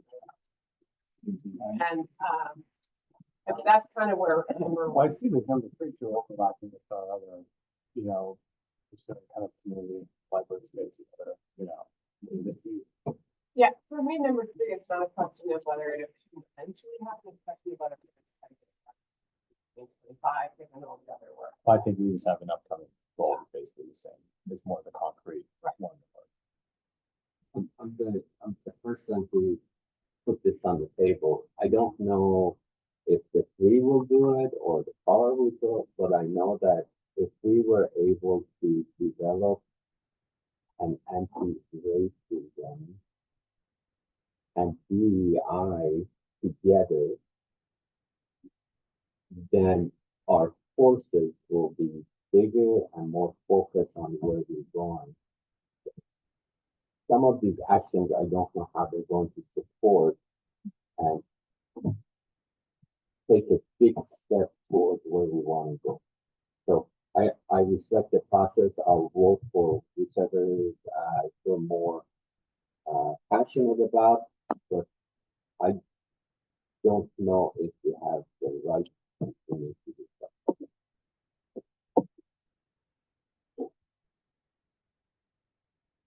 And I don't see how necessarily maybe 2, 3, and 4 wouldn't be part of the discussion of 1. I mean, I would have this, I would rather have our DEI task force work with Respond to Racism and other people in the community to figure out what needs, the actions that the city needs to take from a plan, instead of having a lot of different, I mean, from a standpoint, And I agree, and we've been working to create a more inclusive community. We've built different, housing. We have people with different backgrounds and income levels here, and it's kind of like, well, we should be focusing on how are we supporting these residents and existing ones. And I'm not seeing that here. I'm seeing this other kind of stuff around little slides and things. And it's like we have people who are hungry. We have people who, working on their education, job security, who are diverse. We want to really support people of diverse backgrounds. So let's support people of diverse backgrounds. And I'm not getting any of that. Well, I would say number 1 is probably your closest one in terms of like and it's very focused on the city itself. I guess the other thing I will say is that this is another one of the schools, like the one we talked about in economic development, where we have lots of partners in this work. Right, the city is not exclusively in charge of any of this body of work. We've been super focused on our mission, which is to provide high quality municipal services to everyone, and trying to identify any barriers that might be faced on particular groups of people, whether they're young people or older people, or disabled people, or people of color, in their abilities to receive. I mean, that's really been the focus of our DEI efforts, is how are we breaking down the barriers that you might face in accessing city service. But that's because that's what we can control. That's right.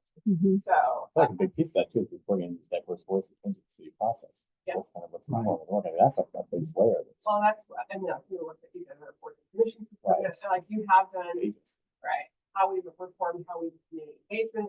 Right. I mean, there's been a lot of work, but again, it's still focused on breaking down barriers people face to city services. Yes. Not to other things in the community. Feeling like our partners in the community have to work on some of those. Right. I mean, I guess for me too, number 4, that is what we're supposed to do, right? right. All right. So, I mean, this one's tough because I think, and it's been the challenge of this work all the time. What exactly do you spend your time on as a council?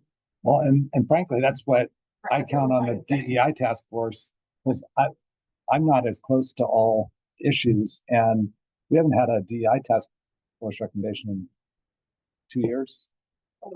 It's been a while, and so I would expect all that work to bubble up from them as far as an action plan. So I think it's I would rather leave it to more of the advisory panel. So anyway, that's.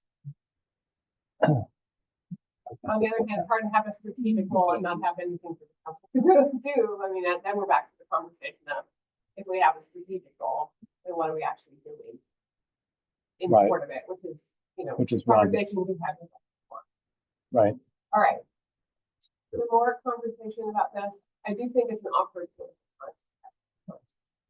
I'm still kind of operating a little confusion over number 3, because I think that's a part of our long-term goal for communities.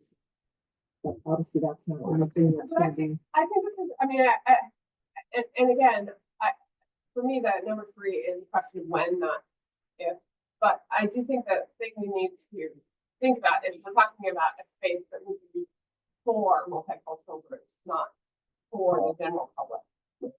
So I think that, and that will be a conversation that you'll have to have when you decide to program either a new fire station or a new.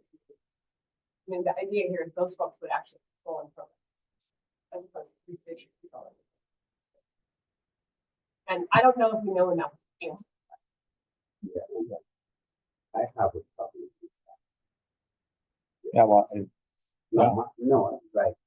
Because it's always in the isolate, and I am against it. And I'm even against the word people of color. All that, like I consider myself as an American citizen who's the rights that everybody has. I'm not asking for more, but I ask for my rights to be respected. I ask that no one judge me because of this. And I think when we continue to do certain things, we are fostering that idea that the algorithm continues, like, oh, we are creating a space for the people of color. No, we are creating a multicultural space. I agree. Multicultural space is for everyone to go. But we cannot create a space for only Black folks, or, oh, then when are we going to create a space for white folks? Even though people would, oh, they have everything. No, we should be very careful sometimes on the politicization or the weaponization of certain view, which hurts more those communities than helping them. So my take is that if we are Lake Oswego, we are going to build, if we build a library community center, it's for everyone. If Respond or LO for Love want to do something, they can do it. But there's no room that's only for the Black folks. So what is that we're teaching our community in terms of unity, in terms of one nation under God, like we always say? Like, we have to walk the talk. And sometimes, it's very popular to defend certain ideas, but it's not realistic. You gotta, for me, I want us to be a more inclusive community where everybody comes. I talk to the mayor with the kids that are over there who do not have food sometimes. Who's coming to the school with some problems? Those are matters we have to solve, not like building a community center.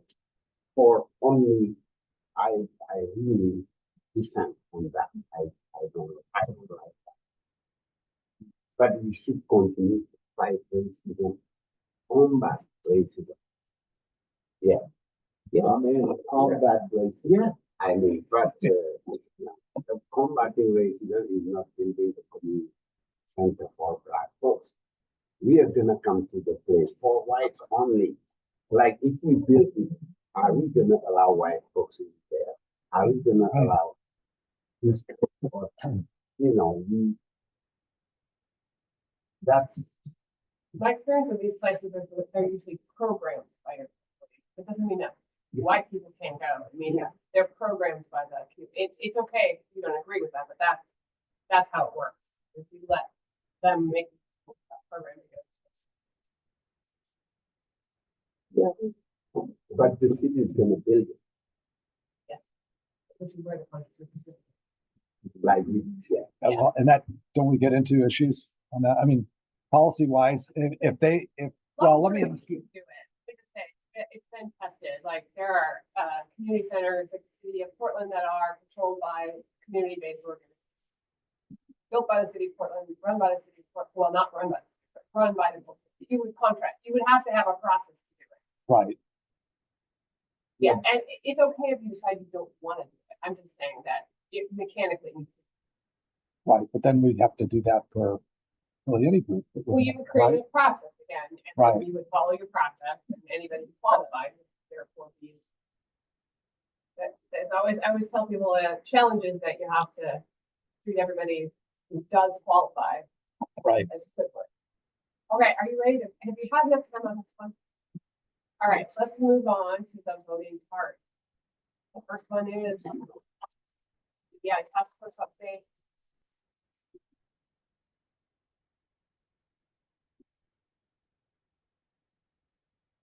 Okay, all right. Next one is anti-racism plan.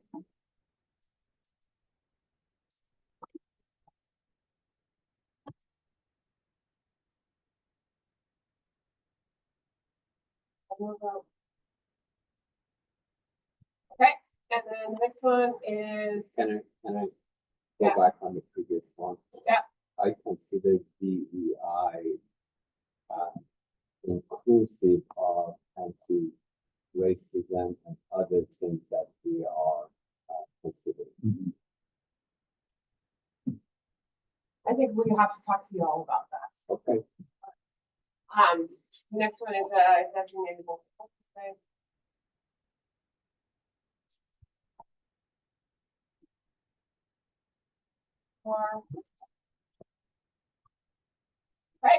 and the next one is, community education on microaggressions.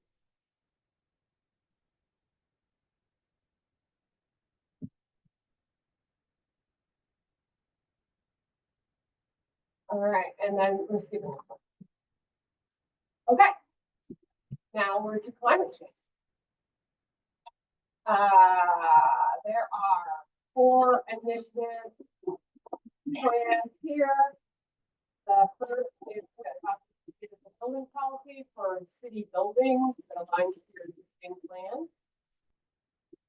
The next one is actually implement the 2024 urban community forestry report, including updates to tree regs.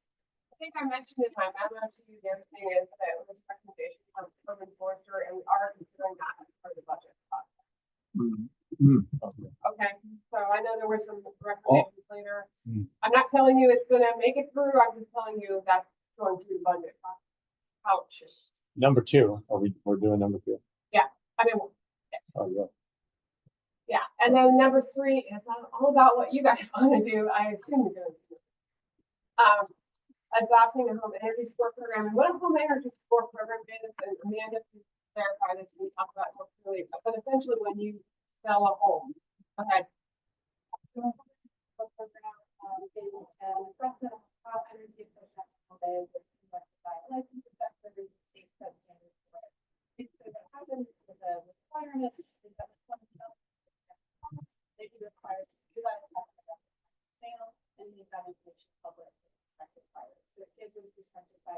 Information on the full cost of owning a home and information on opportunities to increase the energy efficiency of their home. Those are those helps for residents in terms of facilities and also helps. I know that Portland's had it for a long time, but other jurisdictions also have that requirement.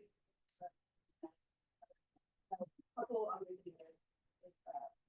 proposing to kind of a next step. We administer it? No, I mean, we would have to requirement it, but really, I will say, having sold a home and that's where I had to do it, that realtors, Don't they do it already? they don't automatically do it unless it's a requirement of the law. But I mean, there was no involvement of the city when I sold my home, and that's the realtors. About $150 to $300. So it's a relatively low cost. It's very Compared to Beijing. Okay, so that's what that proposal is. Question. Yeah. Is this like those stickers you see on washer and dryers that say approximately this is how much? A little bit like that, yeah, Okay. a little bit Goes like on the that. listing. Yeah, it's something, Thank you. and then the last one is to actually develop an operational plan, code options, and a communication strategies to phase out gas-powered leaf blowers. And this one says leaf blowers. So if you mean everything, you ought to talk about that. But after the city of Portland ban goes into effect, and the recommendation from several of you who proposed this was to have a 2-year time frame. What I like about this is if we're going to do this, I think communicating with the public about how a ban is going to be enforced will be critical. Because I think if we were to adopt a ban tomorrow, our community, because of our no calls too small philosophy, would think that we will send police officers out. And there's no way in the world that will happen. And so we need to be able to communicate with the community about what actually will be happening. So I don't know if I'm making any sense at all, but yeah. I think we've been calling it GPLE, that's how we want it. Yeah. That's fine with me. I don't care. I just think that what I did for most of these is I copied and pasted. And several of you proposed it. I just picked whoever I got from first. And whoever I got from first said lake blowers. I definitely do. Yeah.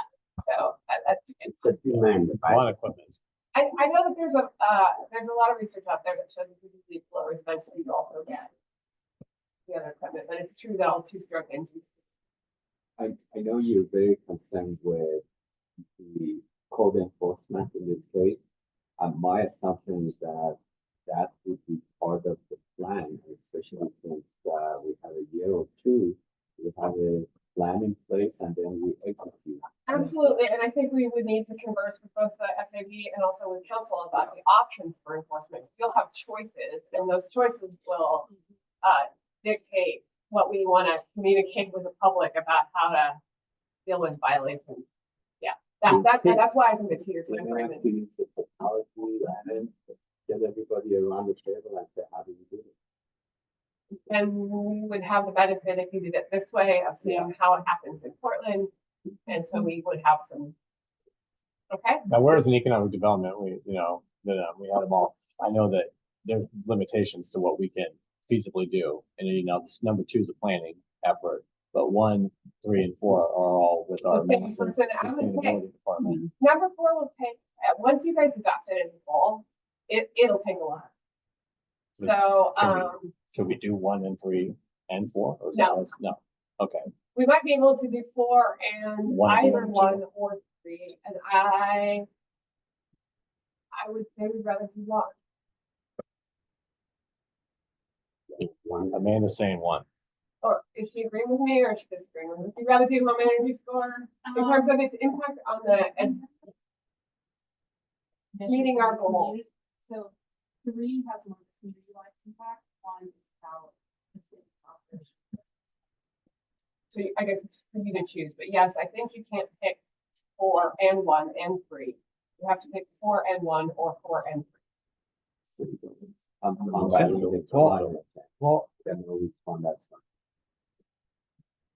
Well, say more. Which one is it? Maybe? Well, come back.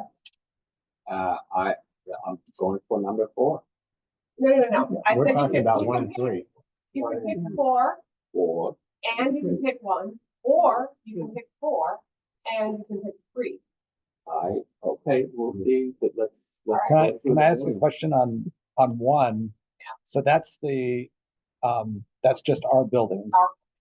So,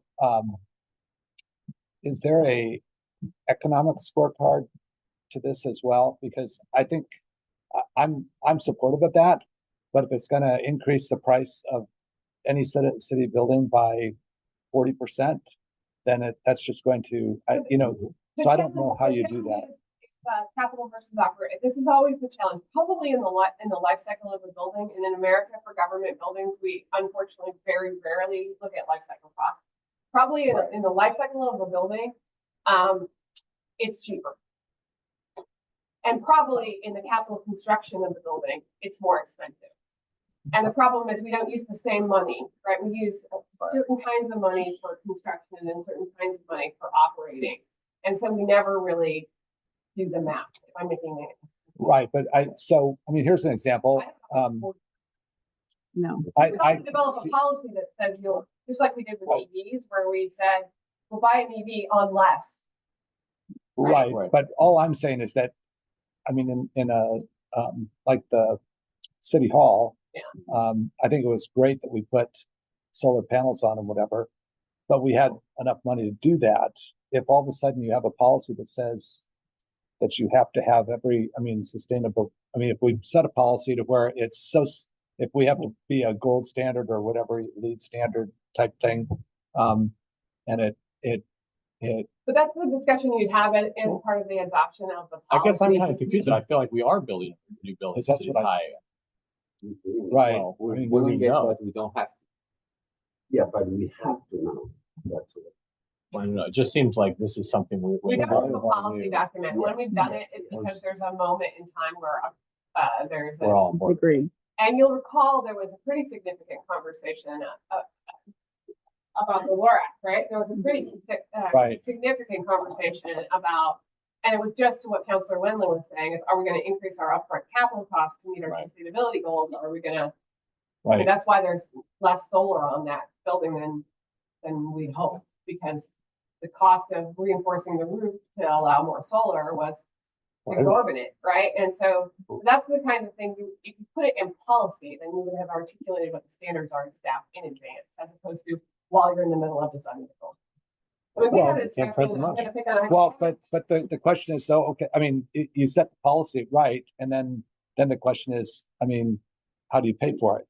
And I'm all for this. I think building things up to, but I think there's a if you have a policy that gives future councils no wiggle room on saying, well, if we add all these things, Yeah. Policy. okay, you can do that. Yeah. Okay. That's the thing, is Okay. we'll develop it, so just like with the EV vehicles, if we have wiggle room in there, we can determine what. We buy an EV unless there's an operational reason why we And can't. this seems like if we do one of these things this year, we could do the other one the next year. When you Absolutely, absolutely. Again, with all of these, just because you're not saying yes to it today, We doesn't get it mean done you're this year. saying no to it forever. You can always Not go a back. 3-year plan. All right, are you guys ready? I think Yes. You're ready. Okay, so I'm still confused. Right. So you're saying we can have 2 out of 4? I'm Can you saying, clarify that? no, you can have number 2. Okay, You can have number 2. I'm saying you can't have all 4. So All 4. you can't have all 4. So 1, 3, and 4 are all the same. One of these is getting cut. Yeah, at least one of them. You can't have 1, 3, and 4. You cannot have, you can have 1, 3, and 4 are all the same person or you can doing have the work. 3 and 4. So, okay, I'm sorry, I'm still stuck on one. It's not necessarily just the building part though, but it's the operation. And I'm all for, I mean, when we're doing projects that we have a set standard that we make things sustainable. So I mean, but we don't already have that? No. Not a sustainability operation. Wow. I know. We just That's, do it. I just, do it. oh, wow. Okay. So fine. I just thought that was already there, but, That's fine. but then I thought we had a thing with electrical vehicles last year. We don't need to, so whatever. So much for sitting on council. All right, here we go. What do we know?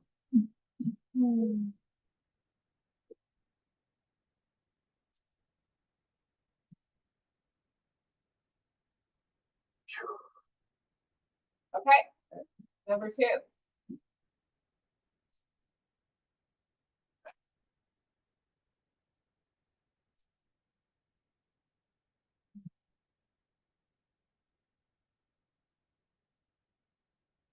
One of you.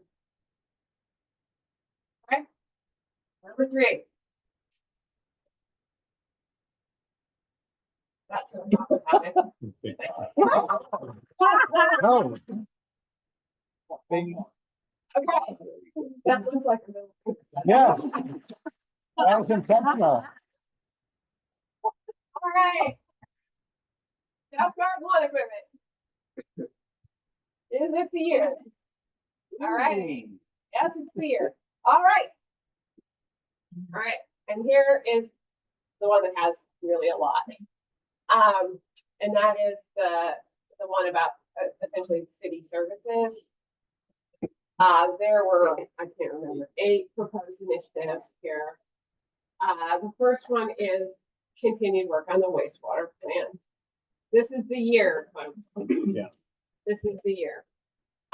It doesn't mean that you won't have a monitoring responsibility in future years, but this is the year. The next one is the same as last year. I had one of you suggest that we delete the words on the west side of town from this one. Does anybody want to confess to that? Yeah, that was mine. I ideally want it on the west side of town, and it might be that we just have to wait and see how things play out. But I don't want to not do the project. I'd rather have the project than not have the project. I don't want to limit ourselves to what I say. That's the priority. That's the goal. But I don't know because of space if it's achievable. Okay, so for you might preferably on the west side of town. Yes. But it could be in Foothills, for example. Exactly. Okay. How do y'all feel about that change? Is that okay? All right, great. The next one is finishing what we started on South Shore. And then assuming that they recommend, and they are going to recommend that we replace that station in its current location, you would start a community engagement process to find out if the rest of the community is willing to consider a geo bond, because that's what it's going to pay for $18 million station. I still, okay, you're really going to have to lay out why it would be $18 million. I'm sorry. Agreed. I mean, Agreed, because I was in the realm of it's going to be 10 million. Yeah, so that's what. It's a shocking number. Agreed. Well, then I think we put a budget for 10 million and figure out what you can do it. I mean, I got a big report for you. Okay, Yeah, I mean, I think let's ask the task force that's working on it now to answer that question, because I think that is the right question to ask, and why is it so darn much? and you can almost build a elementary school for $40 million, which is a far more complex building. So Yeah. anyway, All right, the next one is, one that the, executive team recommends is that you update, essentially your guidelines for code enforcement, and then I build a budget around it. Let me just tell you what the issue is here so that you understand it. The city basically does code enforcement based on direction we've gotten from past councils. And it has become relatively clear to us from conversations with all of you, both individually and collectively, that maybe we're not in alignment anymore with this council's priorities. And so we would need to spend some time talking about street trees and sidewalks and rocks in the right of way in terms of how do you want us to take those issues on. And if you do want us to take those issues on, then we need to bring you a resource plan. Right now, the resource deals with complaints only. Anyway, so that's what that body of work is.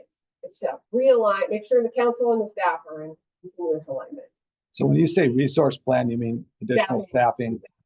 If we're going to enforce to the level at which some of you expect, then we have to. Question, but what, I have 2 code enforcement staff right now. They're busy all the time. and what's the backlog? Is it 2 days or is it 6 months? It depends on the case. The problem is not every case is the same, right? Not every case is the same. And so, I mean, this is up to you. If you guys are perfectly happy with the way it's going now, then that's fine.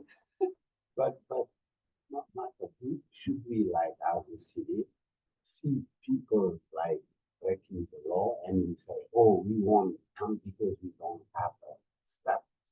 Like for me, it's a problem. Like it's like, oh, we don't have enough police guys to do whatever we want. I mean, no, it's the same. I mean, you cannot. Well, I feel like we have 2 problems. One, we're hearing like that they're not enforcing because there was an impression the city council didn't want them to. That is part of it. We're also hearing that it seems like there's just some built up issues that just need to be, Well, and things related to citations and things like that. Erica and her team are working on those right now. long term, people know like, yeah, you can't put those rocks there. Well, and then they wouldn't do it. we're not doing rock enforcement of rock. No, that's what I mean. So then neighbors come in, they're like, yeah, well, my neighbors have rocks, I'm gonna put rocks. That's exactly it. And that's why I think that what you just said is extremely on the point, which is that staff are operating in the direction they got from past council. It is no longer in alignment with the current council's priorities. Right. I'm just saying it might take a little enforcement then it's not like a. Absolutely, it might be that way.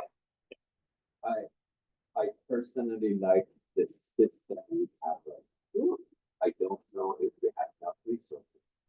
I do not want to hire a bunch of people who full-time job is to go find problems and issue citation. I do not want that. What I want is if somebody calls in and files a complaint, we address it in a timely manner. So I like the system. If it has enough resources, if it doesn't, let's provide more. Well, I think the thing we need to check in on. Thank you. It's up to you guys who you want to take this out. What we need to check in on here is we have complaint-driven systems for pretty much everything. And so if you have expectations around, let's say, clear sidewalks. Let's just pick on that one. As Erica knows, it's my actual personal pet peeve because I do walk a lot. If you have expectations that we're going to be proactive, we're not doing that. And so if we're going to do that, I'm not saying that you do, Callie, but if the rest of the council does, then we need to resource our program differently. It doesn't necessarily mean we're going to add staff. It doesn't necessarily mean that, but it does mean we have to talk about what it means. I have learned recently that even though we have code that says the street tree is your responsibility, 2 of my predecessors have said, now the city will take care of it. 2 of my predecessors. Okay, so that's 2 decades of time. And it's not council Right. direction. The code says one thing, and we've decided to assume responsibility for it. I'm not telling you it's Yeah. right or wrong. I'm saying it's not directed by Yeah, council. it's good to clarify. It'd be good to work this issue. Yeah. I'm not saying that we Great won't do staff it recommendation. anyway. It'd be good to work. Okay. That's the question. Yeah. What do peers do? What do other cities? I mean, is anyone, I mean, If the code says that you're responsible for the street trees, in other cities, you're responsible for the street trees. If the code says you're responsible for the sidewalk in adjoining cities, you're responsible for the sidewalk. But that's not what we do. But no, that's I'm not saying the responsibility level. On the peer level, I'm sure everyone has Oh, you mean in things terms like, of how much? yeah, I mean, does it, It depends. because if you get into an enforcement state, I mean, we would really need to find out from the community whether they, I mean, No, because, I agree with that, Counselor. And it's the question of what the implication of the community is actually the fundamental issue. right, and I mean, But I does can West take a look Lynn at go out and do this, or does Tualatin or Tigard? I mean, is this like a standard operating practice of all? Are we the only ones that are out of alignment in this, or are Almost most the only cities? ones that have a code that says one thing and a practice that does something else. Does that make sense? And Yeah. usually- Well, I would think that a lot of there's a lot of things on the codes in a lot of cities that are never enforced. Well, and we haven't updated this particular code really. Okay, so that, I think you all understand what this body of work looks like. Yes. Question is whether you want to spend your time on it or not. So let's go to the next one, update stormwater master plan. Erica, is there any more to say about that? It's in the budget. It's in the budget. So we talked about this at council meeting recently. I mean, is this something we need to have as a council, or are we doing it? I brought it up and you all said we don't need to have. Council goal is that it would give direct, I mean, and you guys can decide, we need to do it. It would give Erica an indication that you guys prioritize it. So that would be the first thing I would say is when you put it on as council goal, then we know it's a priority. But I also think that there's going to be a lot of changes with the upcoming stormwater plan. There's lots of new regulations. We know we're dealing with climate impacts, and there's probably going to be a pretty big price tag. And so I guess the reason to have it as council goal is that, So we do. yeah. All right. The next one is begin a process to consider a charter amendment to provide pay compensation of city councilors. If you pick this one, there's a lot of suggestions I have about how you go about doing it, which is that you don't do the work on this one. You have the community do the work on this one. Stock options. The next one is invested in what do you want to talk about? I know we had it once. Do you want to talk about this one?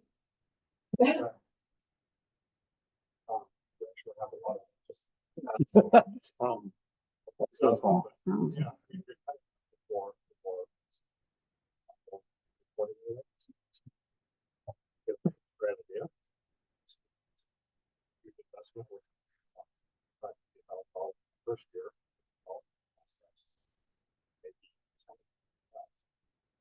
After that.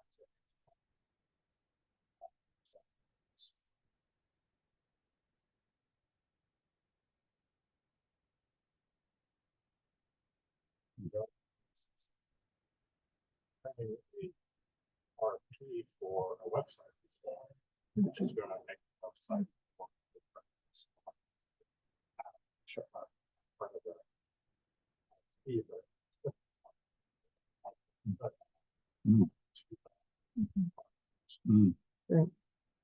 So and I guess I would say, I mean, I left it here because I know it's a big deal for the Youth Leadership Council. It actually might, and we just revamped this, right, to be to update and overhaul the city's communication strategy. Yeah. I almost feel like the app ought to be a work program item inside our overall strategy. Yeah. Yeah. On standalone. Yeah. Yes. And frankly, even though it's an interesting thing, and I left it there because of how important it is for the Youth Leadership Council, I don't think it is going to require council attention. You guys need to say yes, go do that. Make it easier to access the city. Come before finalizing it.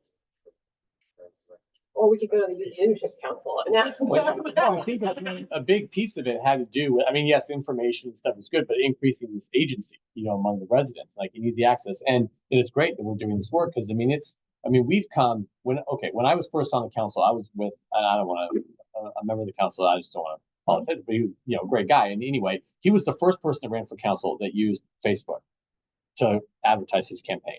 That was only like 10 years ago. the first person on the council. We have come so far in the technology, like since in a very like short period of time. And I think a lot of the ways we do, and it's like just time, to get into a different way of meeting the community where they're at in terms of how we're communicating with them and providing this information. So it's great. All right, so you're good with, I mean, Combine them. it's folded. Oh, in yeah. it Right. under. Yeah. Okay, and I would also say, apps might be the way today, but with AI out there, I kind of feel like maybe by this time next year, we'll be talking about something else. Well, Okay.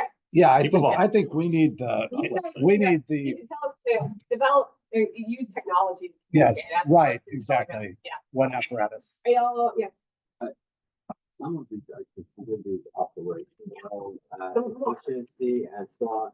I don't consider myself sitting here and voting for those. Those are your decision and your job to make those things more efficient and more productive. Well, when it comes to this one, I absolutely agree with you. And remember, we revised this once you guys want to put your hands on the wheel relative to the city communications. But certainly we would never take up the question of paying you guys independent of some groundswell of direction. So I would say up until we get to 6, we're definitely in the realm of policy. Okay. Are you ready? Yeah, I think there's a lot of, just based on conversations we've had on number 6, there's a lot of interest in this. I think the question is if it's this year, Is it the time? and we're all thinking about, because we're thinking about for future, not for this council, obviously for future councils and how we set our community up for success and engagement in the future. So I'm really glad we'll put this on here to at least put it out there that it's a top, and on the mayor's forum and stuff is a big topic and all this. It comes up about every 3rd year. So it's really a question for you guys about when you want to pick it up. And again, if you decide to pick number 6, I'll come back to you and recommend some way for you guys to have your hands off of it, because it'll be very important that you don't have your hands off it. Okay. Could we go on to the first thing Sure, with our West Side absolutely. now? Because I mean, this conversation has evolved now with the with the district collaborating, where building like an entire structure may not be feasible just given the site constraints, we don't know.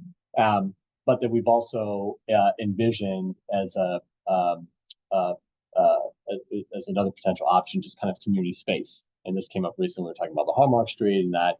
So I don't know if we want to, keep our options open there. It doesn't. It's not like it must be a library or nothing else. It could be some other public positive gathering space. Well, I guess this is why I think that it was interesting that Councilor Verda brought up the question about the west side of town. It feels to me that what happened last year with the opportunities that we saw, is that it became an opportunity to essentially pick off 2 policy projects that the council's long had. One is a community gathering space in Lake Grove, and the other is this notion of a community center and an adequate library, a modern library.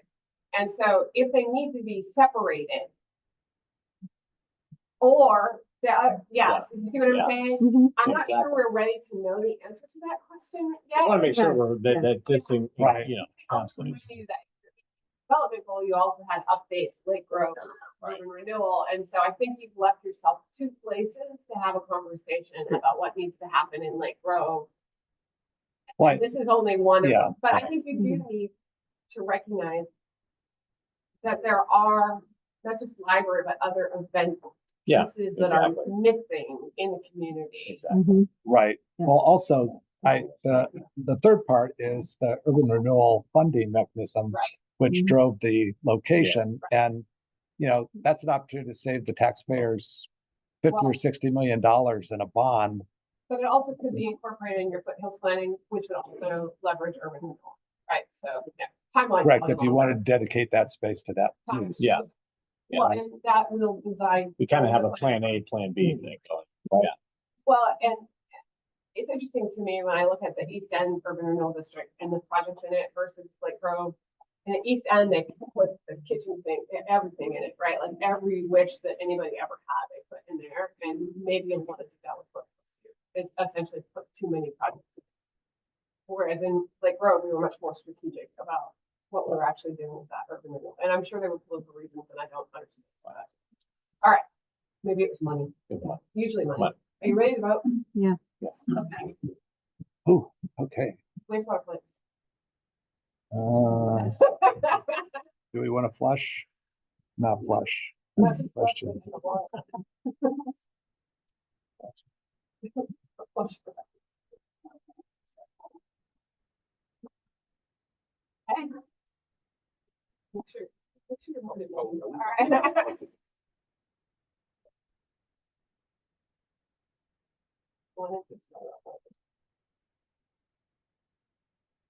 All right. Who is both the Mata Island? Okay. Code enforcement.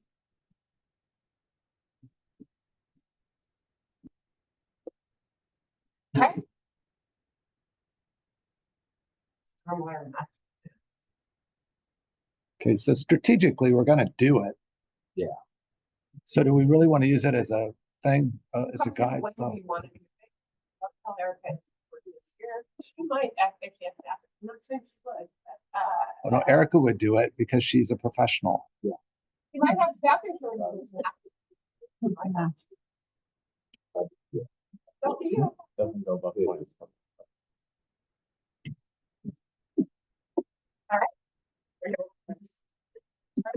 Okay, counselors.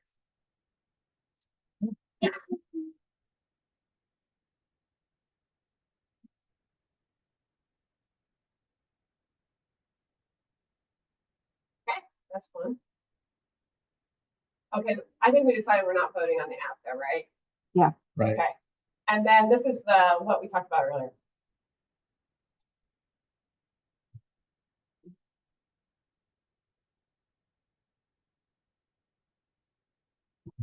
Well, one of you. Okay. All right. Parks. Ready for parks? First one probably doesn't take a huge amount of time. Hopefully. Yeah. Hopefully.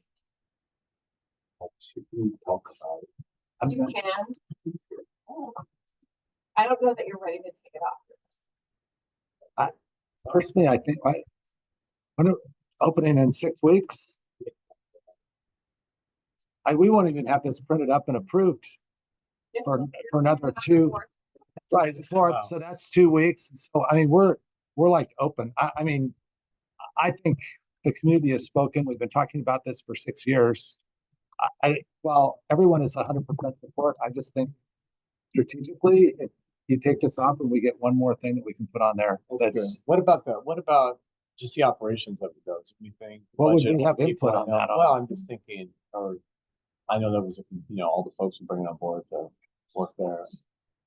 to me, Yeah, I that's mean- that last, in your thing of council. That's at the 2,000-foot level. Do you want This- to come back with like operational? Yeah, support? it's really up to all of you about whether this project is of such profile. I don't know. I just, I agree with Councilor Wendley. It's not going to spend a lot of time on it. But I think as I've shared with you before, it doesn't really. I mean, I know you think you get one more. I guess this is the problem is I think you get one more, but the problem is you don't really get one more. You're going to get 17 things done. I think with this one, I mean, technically, yes, you could take it off, but I don't think it's gonna gain us anything in terms of what we're accomplishing. And I think by keeping it on there, it's just saying, no, we want to make sure that the implementation, the operation gets off on the right foot, and that's important to the council. And we're not just letting it go. And by next year at this time, it's not even gonna be an issue, and it's not gonna take us time, but it's just the message that it sends. I don't think if we keep it on here, we're suddenly gonna be able to have another goal because it's not one of those time consuming. And maybe not necessarily even just the opening of it, but since it involves the school district as a partner, like just making sure, like it would be good to have a check-in on how that's going. Yeah. I think one time on it. Maybe not a lot, but I agree with Councilor Bursley. It's almost a political message that it is. This is that stage. I think to Joe's point, and because of the partnerships that we have going on, I think we are going to need a couple updates. Is this working? Yeah. Are the communications going? Are they? Water So- policy. gonna start in fall, even though they're And now. I'm selling these memberships, we need to weave them into our community. But that's operational part of this. There's policy that we're making on this. All I'm saying, If you guys don't have anything, if you don't want to. oh, I know, but it's the, Yeah, but again, the thing is that, okay, first of all, 20 is not a hard cap. Let's just talk about the number for a second, because I feel like we get stuck on this every year. If you pick so many things that we can't realistically get them in front of you, then the reality is you've delegated about what you work on to the mayor. And if you want to pick 20, but I tell you we can really get 17 done, that means there's 3 of them that the mayor and I are going to work on. So, I mean, it's really in your court to be able to prioritize your time. Okay. okay, What I'm hearing is that we're not arguing about that. I'm hearing that overseeing the beginning of operation. It's up to you whether it's important. I'm not No, arguing. it is important. We're saying it is important, but taking it off, we're not gonna replace it with something else. This is gonna get done. Is it an initiative? right. Is it? Yeah. Okay. All right. Done. The next one is adopting and implementing the perks plan. You got a report on that the other night. I would suggest to you that number 4 is actually already incorporated in number 2, but we can come to that when you want to do it. The next one is a request, all kinds of things, update, implement the Lecture Farm area master. I think that it really becomes a question of whether you want to reopen that. This is another one where I wonder if the time is right. When we're about to enter the process of the county to deal with the regulatory framework, and I don't know that you want to be asking the county to approve your master plan at the same time you're updating it.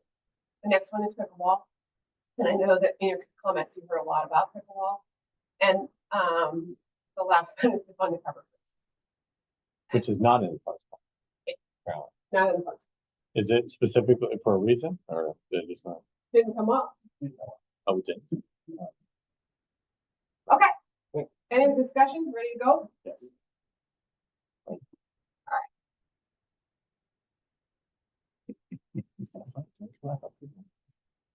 The cover. Given the outreach we did, I think we would have heard it. We heard a lot. Yeah. Right.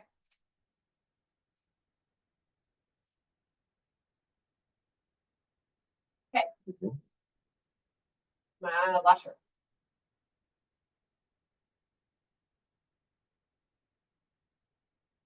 Interesting. Okay. Pickleball.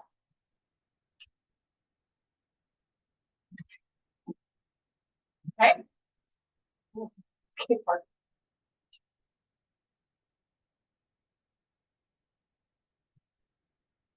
Okay. All right. I think transportation next. So transportation is the first 2 are continuations of what you've had in the last. Well, the first one has been the last 4 years, and I would say the only thing that I would like to make sure we look at one more time is focusing on safe routes to schools. That's been our priority. But do you talk about it? Because I thought we were running out. So, Lots of them. Safe routes to schools. Yeah, so council or the advisory board has another set to bring forward from the work and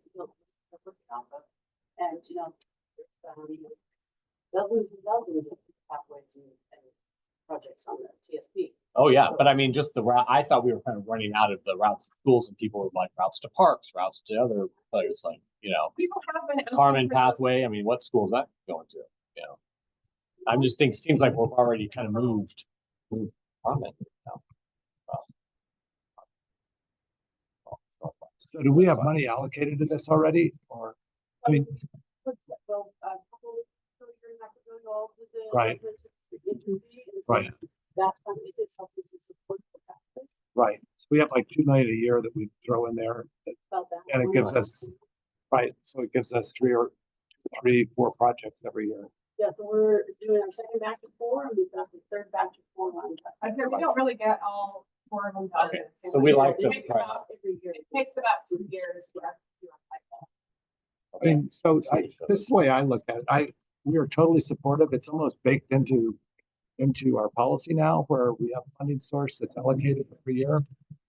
So I look at it as, yes, it's important, but it's already operationalized. From my perspective, it's not an initiative where, yes, we will have some council time to basically hear that you're going to do these pathways, but we're paving the road. But tab is, I mean, we don't have paving the roads as a goal because we have it's amount of dollars on there. Okay. Oh, wow. That's something else. But I guess what I'm saying is that's not a policy. Policy's in place, right? Yeah. What do we think about it? So I don't. I mean, we're going to build the pathways. Regardless of, Mostly it does send a signal to the budget committee. The only reason we could keep it, and we could find a different way if you want to do it, but it does send a signal to the budget committee about how you prioritize capital investments. That's the only reason. I know the first year we had it because we did the funding. We had it, then we made the funding source. Right. Well, and you pick the first set of projects. I mean, Yeah. if you really want body of work, it's really up to you. That's okay. The main thing is that it, like back in the old days when we had the PCI goal, right? When you had the policy, the PCI needs to be satisfied. It just send a signal to the budget committee that when we came with capital improvement plans, it's up to you what you do. And we're not running out of houses. No. Okay. We can get close to it, right? We had Lots of had some were too big, so we were looking at again because we do hear from the community that's cool, great, but also like to parks and other gathering. we just keep adding. I mean, to me, it's kind of like the pavement fund. I mean, we don't have enough money in the paving fund to live up to our, but as soon as we hit a lower, whatever PCI, then I'm sure it will come before us to say, hey, we need X amount of dollars, then we'll have to deal with it. Does that make sense? Right. Bigger priority. 5 years ago, PCI was everything, right? So it ebbs and flows. But we have not dropped the PCI standard. It's all written. You don't have a council goal any longer, really. But we're still paving the roads. We're still paving. Yes. We're still doing it. It's not the only thing we're doing. But both we're doing. Okay, but I would expect staff to tell us if our roads are deteriorating to the They point report on where, it. right, Right. Tells you how things are going. but that's not a goal. You do not have, you no longer have a goal relative. You used to have a goal that said we're gonna Right. hit 75 for PCI. You don't have that anymore. In fact, this council 4 years ago, or not this council, the prior council, the council 4 years ago, deleted that goal and added the one about focusing on ped safety. Yeah. So it's really a question of focus. Ally. For me, initiative is something we start or continue focus in order to make sure it goes where we want it to go. Number one, to me, it was an initiative. It's now a continuous program that's doing its job. If we take it off of here, that doesn't mean we want it to stop. We're going to fund it. We're going to let the program continue going forward. That's how I look at it.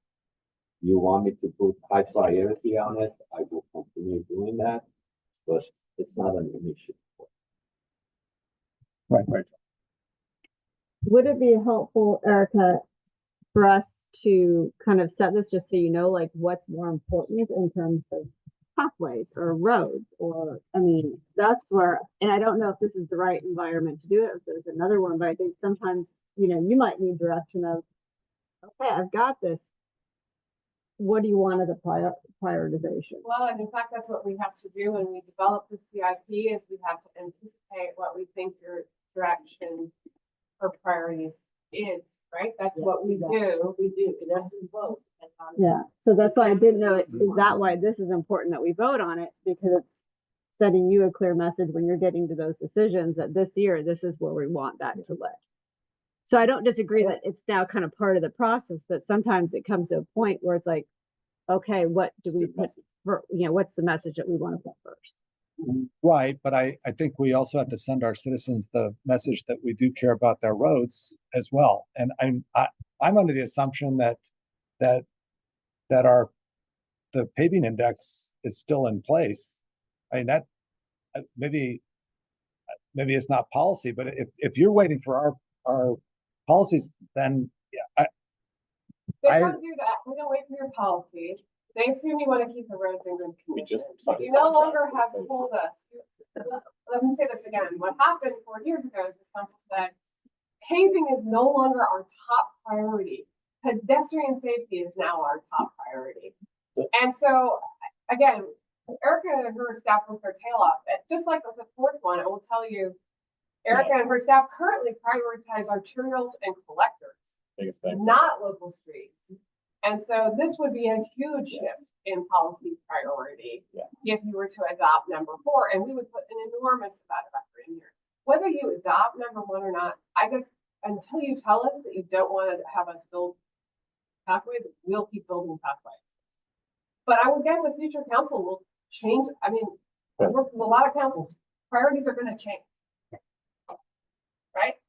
But this council has been more about multimodal transportation than it's been about roads.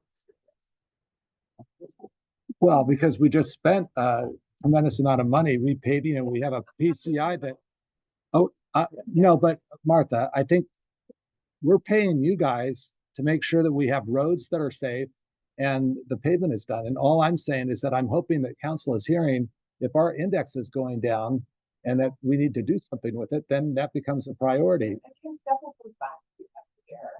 He has a Right. report, and in fact, he outlined last time he was there what the current priorities are, and so you guys get an opportunity not only to see Right. it, but to weigh in on it every time you come. Right. So take that a little further. We get an update from everybody on the pathways because we have things baked into where every year we have. Yeah. I mean, So, Okay. does that make sense? Otherwise, I would have to put on paving every year. If we were going to continue paving, if you're using that rationale, You just didn't drop it. Yeah, Okay. it's just, It's been- yeah. We will vote on it. We will, our decision thing, we will vote on it. Okay, moving on. Next one. The next one is 2020, and there still is, I think, the policy for council. And I think you are on that council. The next one is, and I guess I would suggest that, on this one, we might want to wait on this one until next year, because we'll know We're whether gonna or not- advocate this year. advocate for STIP this year, And and then other people in the talk county, about we're how to advocating. deliver shuttle service next Yeah, year. agreed, yeah. And then the last one again is to prioritize local in our paving as opposed to arterials and collectors. Staff would not recommend this, but No. this is No, community development actually, because we try to spend our money on the roads that most people use. We focus on arterials and collectors. but sidewalk, It's That's not what that's this is not about. sidewalks. Yes. no, but Oh, I see what you're but saying. there is sidewalk. The sidewalks, I mean, like I can give the example, there are places in Lake Oswego you get killed. because- Yeah, the ones with a lot of traffic, the opposite of this goal. Yeah, but those, I see those with a lot of traffic, like I can give example, Lakeview and Bryan. Yes, Right. Miss, and those are the ones we're currently doing. Those are the streets we're focused on. Local things Yeah. are the neighborhood streets Oh, Yeah, the ones that that have 20 cars a day. 12 or No, yeah. 200, 1,000, that's still not very Yeah. many. All right, you ready? okay. Yeah. Bryant is one of the projects in the upcoming. Oh, yeah, Yes, the county, yeah. yeah. All right. You guys can resolve this question for us right now.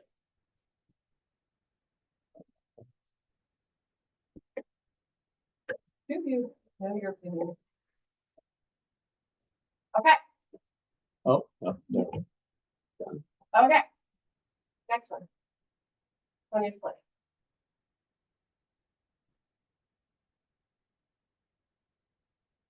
Okay. As I said, I would recommend you wait on this. Not a no, but wait till next. All right, wait, that's one more. Okay. And then local street.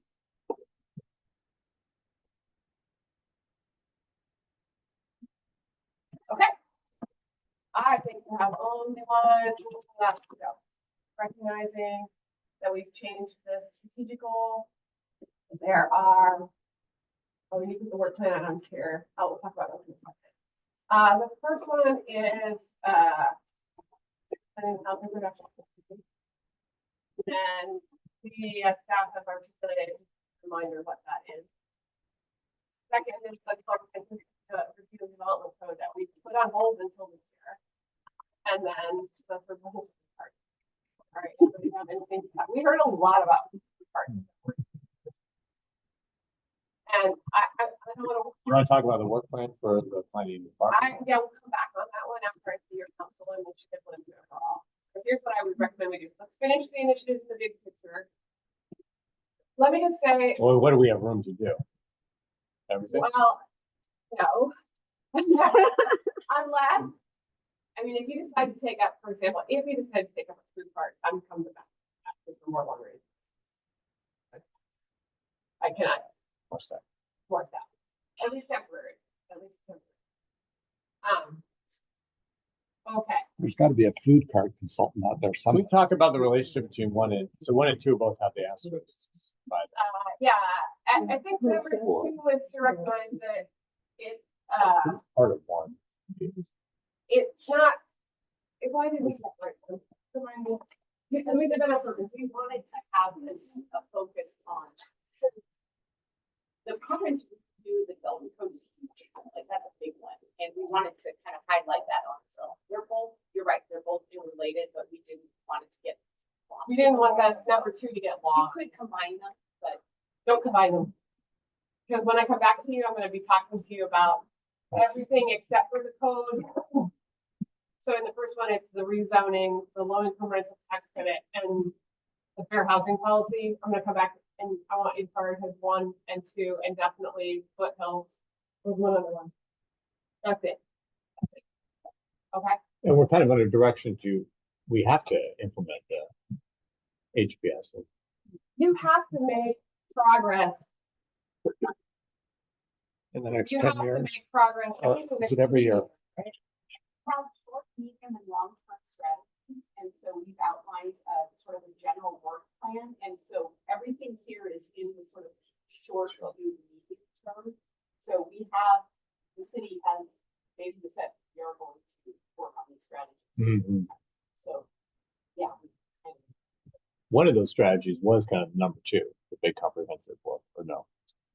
Well, so number 2 has been on for 3 years now. And we were waiting until we kind of got the housing production strategy done. And then we could come back. And the idea of number 2 is to really look at all of our codes so that we can make them the most efficient, cost-effective ways. I mean, it's just a good time to do it now that we have the production codes in, and so we can simplify our code and also get stuff that has been dragging us down, on housing production. But more importantly, that it's a efficiency standpoint for our planning staff so that they can get permits done quicker. I mean, lots of different things that will help us in our efficiency of things. Concerned about number 2. I think you're everything just is absolutely right. Is that we're probably going to need a pretty significant strategy. Right, And right. so, And it's like a 2-year, probably Yeah. 2 or 3 year process. I think that concern from, and this is why we're going to come back. The concern from planning staff is just understanding the relationship between 2, 1, and foothills. And so that's what we're going to talk about. And foothills is one of the elements of the implementation of the housing production strategy. So there's no conflict. It's just more about like getting your temperature or what you see as the most urgent. Because we're not going to be able to engage the public on all of them all at the same time. Okay. As a comment though, I guess we have to do both of them, basically. Yeah, Right, do all of them. right. It's just a question of what we do first, what we do second, what we watch out. Right, and I guess we've been working on the housing production for 4 years, 5 years, pretty heavy duty. Maybe we could take I don't know, pause is the right word, but maybe look at ourselves. I mean, number 2 really reflects Lake Oswego and the residents. Do something for ourselves, rather than having a state mandated, dictation. And these are elements of the production strategy. Yeah. There's no bad word in here. It's just a question of Well, no, it's allocation. Yeah. Okay, And then, just so you know, I got two proposals I consider to be work plan items, and I almost put the app down here, but I didn't put the app down here. And the first one's explore natural resource coordinator. And yeah, I just left you a note. This is we're developing a budget proposal for an urban forester. So if we can hold off on talking about this until after we see whether the urban forester addresses our needs or not, that would be great. And then I just gave to Erica the request about winter holiday lights. I know that we're waiting for the trees to go. That's part of it. Well, they don't need to be the trees. There was the post. Yeah, so I've asked her to develop a budget proposal and we'll see what it costs. Do it. It's not, The it trees are doesn't kind of- require any, you guys don't need to do anything.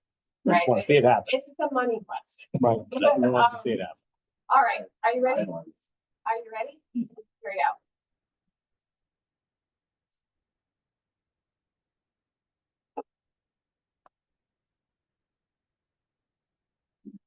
One more.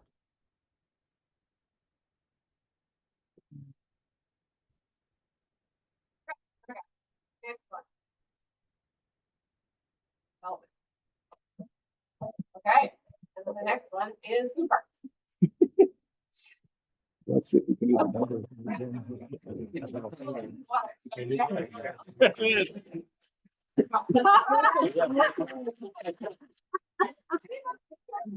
It's a certain array. It means something. What happened? We're gonna take a break. You guys are gonna eat lunch. Megan and I are gonna sort these things. We'll come back and we talk about what we know we agree on and what we still have to talk about. Okay, and what we have to talk about is anything that's on the bubble, and then the planning department work with. And then you guys can be done. Sorry for members of the public. You probably don't have lunch back there. We will share our There's lunch. plenty of food There's though. plenty of food though. Everybody else probably has these labels are food, right? Your name's on your lunch. And how about 12:45? Does that work for everybody or is that too long? Maybe 12:30. 12:30. Yeah. 12:30. Okay, everyone ready? All right. Back in order. All right. Good news, bad news. There's 15 of them you clearly agree on. Okay, so we'll go through the first 15. First one is the redefining 50+. The second one is the one related to updating the economic development strategy. These all got perfect scores, so they're in the order that you voted in. They're not in any priority order. The next one is statutory fire station, Parks Plan 2040, comprehensive review of the development code. And then here you start to see some split, but not much. Split hills, and Lake Grove urban renewal plans, the marketing to attract people, sustainable buildings policy, which actually was surprising to me, but anyway, keep going. Wastewater treatment plant. And there were 30 possible votes, so 29, this means that one of you didn't rate it very high, you rated it high instead. The community center. The next one is the communications plan for the city. Emergency preparedness, and then urban and community forestry. Those are ones where I felt like it's really clear everybody is in agreement that they're pretty darn important.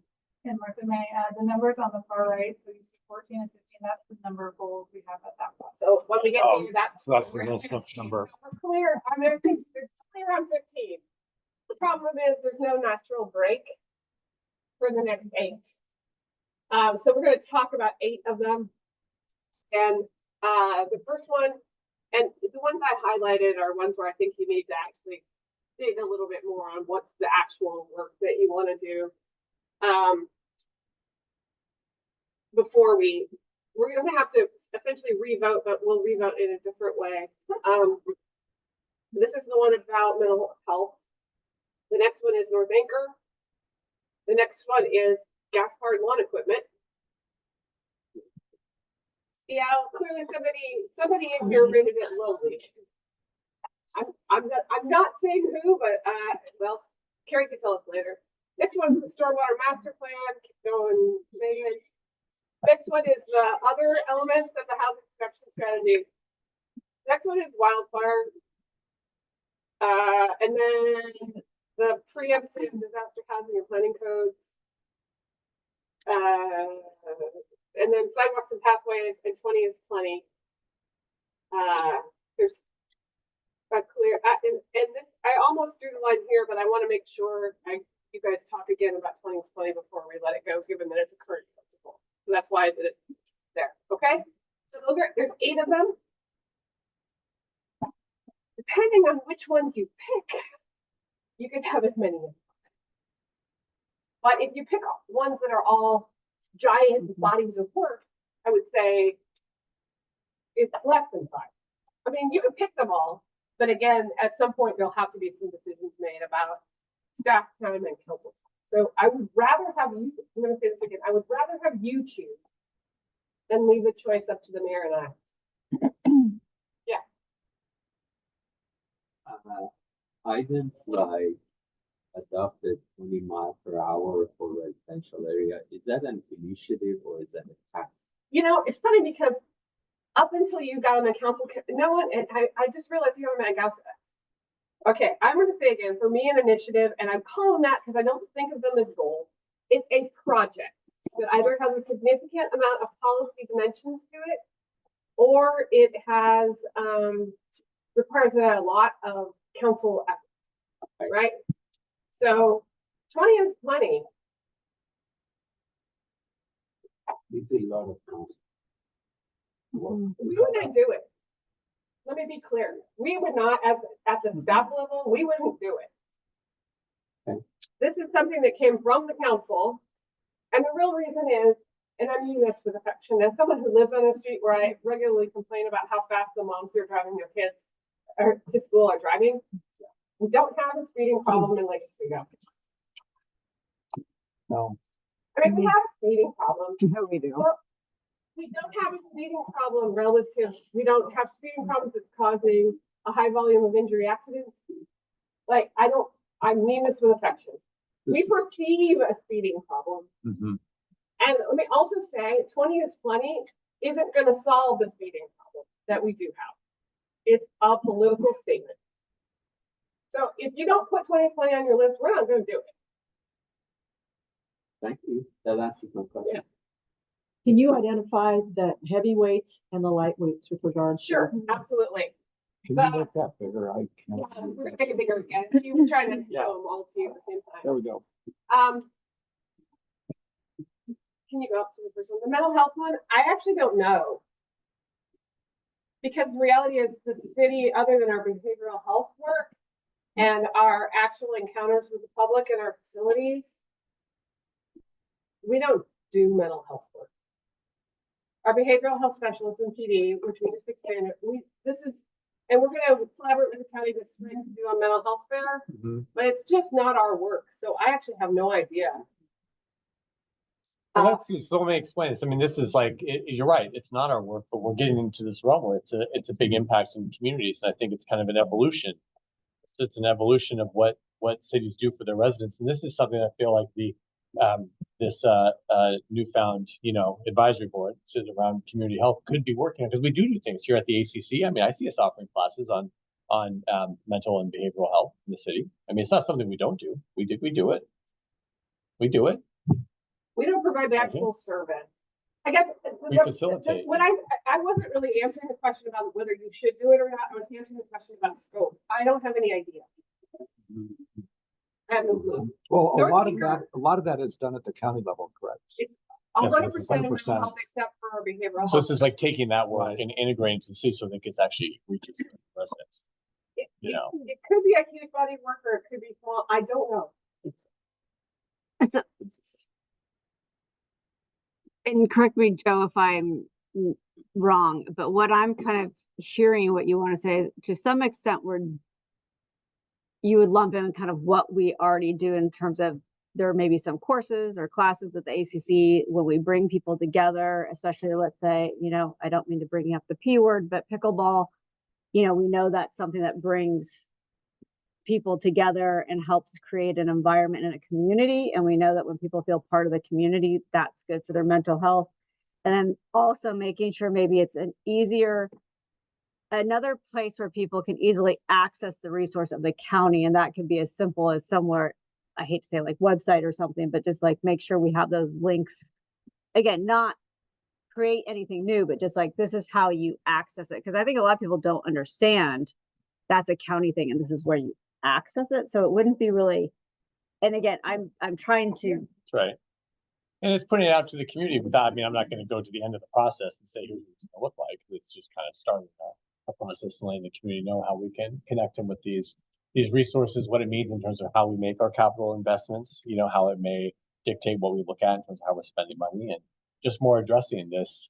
And a lot of it is newfound, you know, the isolation that we're seeing in the community, and as a community of mostly older people, I think it's something that we, you know, kind of need to keep top of mind, because it's just going to continue becoming a bigger issue as we go forward. How we can work to kind of connect people multi-generationally and just in general to one another, support one another. So that sounds like a huge body of work. Well, huge. If that's what we're doing.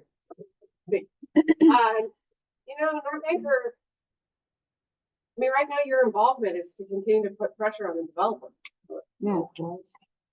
It's not a huge amount of work. Yeah. That's probably important. The next one, I think it really is a pretty significant to your project. The gas powered lawn equipment, it's big. Stormwater master plan, it's big. But wait, so let me ask you this. It's, we're looking at seeing how it's a 2-year time frame, right? So we're waiting to hear more of the results of Portland to see what I think once they're you're adopted implementing. as a goal, it's gonna be an expectation that things start to happen. And so what we would probably do is we would probably first get really extra smart on all the ways that other jurisdictions have tackled this particular issue. We probably also would start doing some outreach and communications. As I said before, I think there's going to be a huge amount of work that goes into deciding what level of enforcement we want to do around this and communicating. Let me be clear, what the city of Portland's already said they're going to do is if your neighbor has a gas powered lawn leaf blower, you're going to take a picture of it and you're going to post it on the website. Maybe an app. Maybe AI. I don't Wow. know. And then AI is going to take it. New tech. And then Put a they'll chip in send a Bill's letter brain. to the violator. Maybe that's one level of enforcement. I don't know if that's going to meet our community's expectations. Yeah, the violator is the homeowner, not the Right, company. but All I'm saying is actually, I realize that the amount of work we'd actually have to do on the ban itself isn't large, but I think that once you create it as a goal, it's going to take time. right, so can you refresh me on the sustainability group? There, well, don't we have our SAB? I mean, that's who we get the information from, right? Okay, that's our board. Yeah. Okay. Their suggestion is that we will wait until Portland puts in there, fully does it, find out how well it works, and then You know, Mark, you're on SABA. What did you guys actually recommend? Our suggestion is that we develop a plan that we would bring to the council to phase out gas powered plants. Not to wait until that was last year's goal. This year's goal, this year's suggestion to the council would be to adopt the goal. The weight was really coming from you guys. Wait until Portland. It came from all of you, not from SAB. okay. Update stormwater master plan is huge, but it's not a huge amount of council time, probably, other than making sure that we're communicating with you about all, as I said before, there's been regulatory changes. We know that climate is changing, how we have to build stormwater. And we like sidewalks. It's a system that the level of system you have depends on the era in which your neighborhood is built. In our older neighborhoods, there's almost nothing. In our newer neighborhoods, you've got a full system. But that's fully funded. It's all kind of. Well, cleaned you'll up. fund it with the stormwater utility fee, right? Is it fully funded? Yeah, Stormwater I master plan? have a plan for years. Yeah, it'll take a while. Yeah, we'll take a while. So we're not necessarily doing it this year. It's a question of whether you want to send, you want to have it be a council priority or not. Right, we're gonna do it eventually, but we've been talking about it for. Yeah, and you know, when the budget gets approved, then it's funded. Right. Right. Is that heavy or light for council? I think it's probably pretty light, because I can't think that there's a huge amount of policy work that you're gonna have to do. Most of our policy is gonna be regulatory compliance, right? And also just the volume of, I'm gonna say, again, what's happened with the climate is we need to deal with, we might get the same number of inches of rain in a year, but it's gonna come in a very different way, in shorter bursts, and so we might have to have a larger system than we previously thought. The next one is, and up above, remember you have the ones related to foothills, and Yeah, these are the other parts of the housing production strategy, commercial rezone, rental tax exemption, and amending the comp plan. Medium, low, How I thought. But there's 20 yet. And don't forget, we're coming back to the 3 long-range planning processes.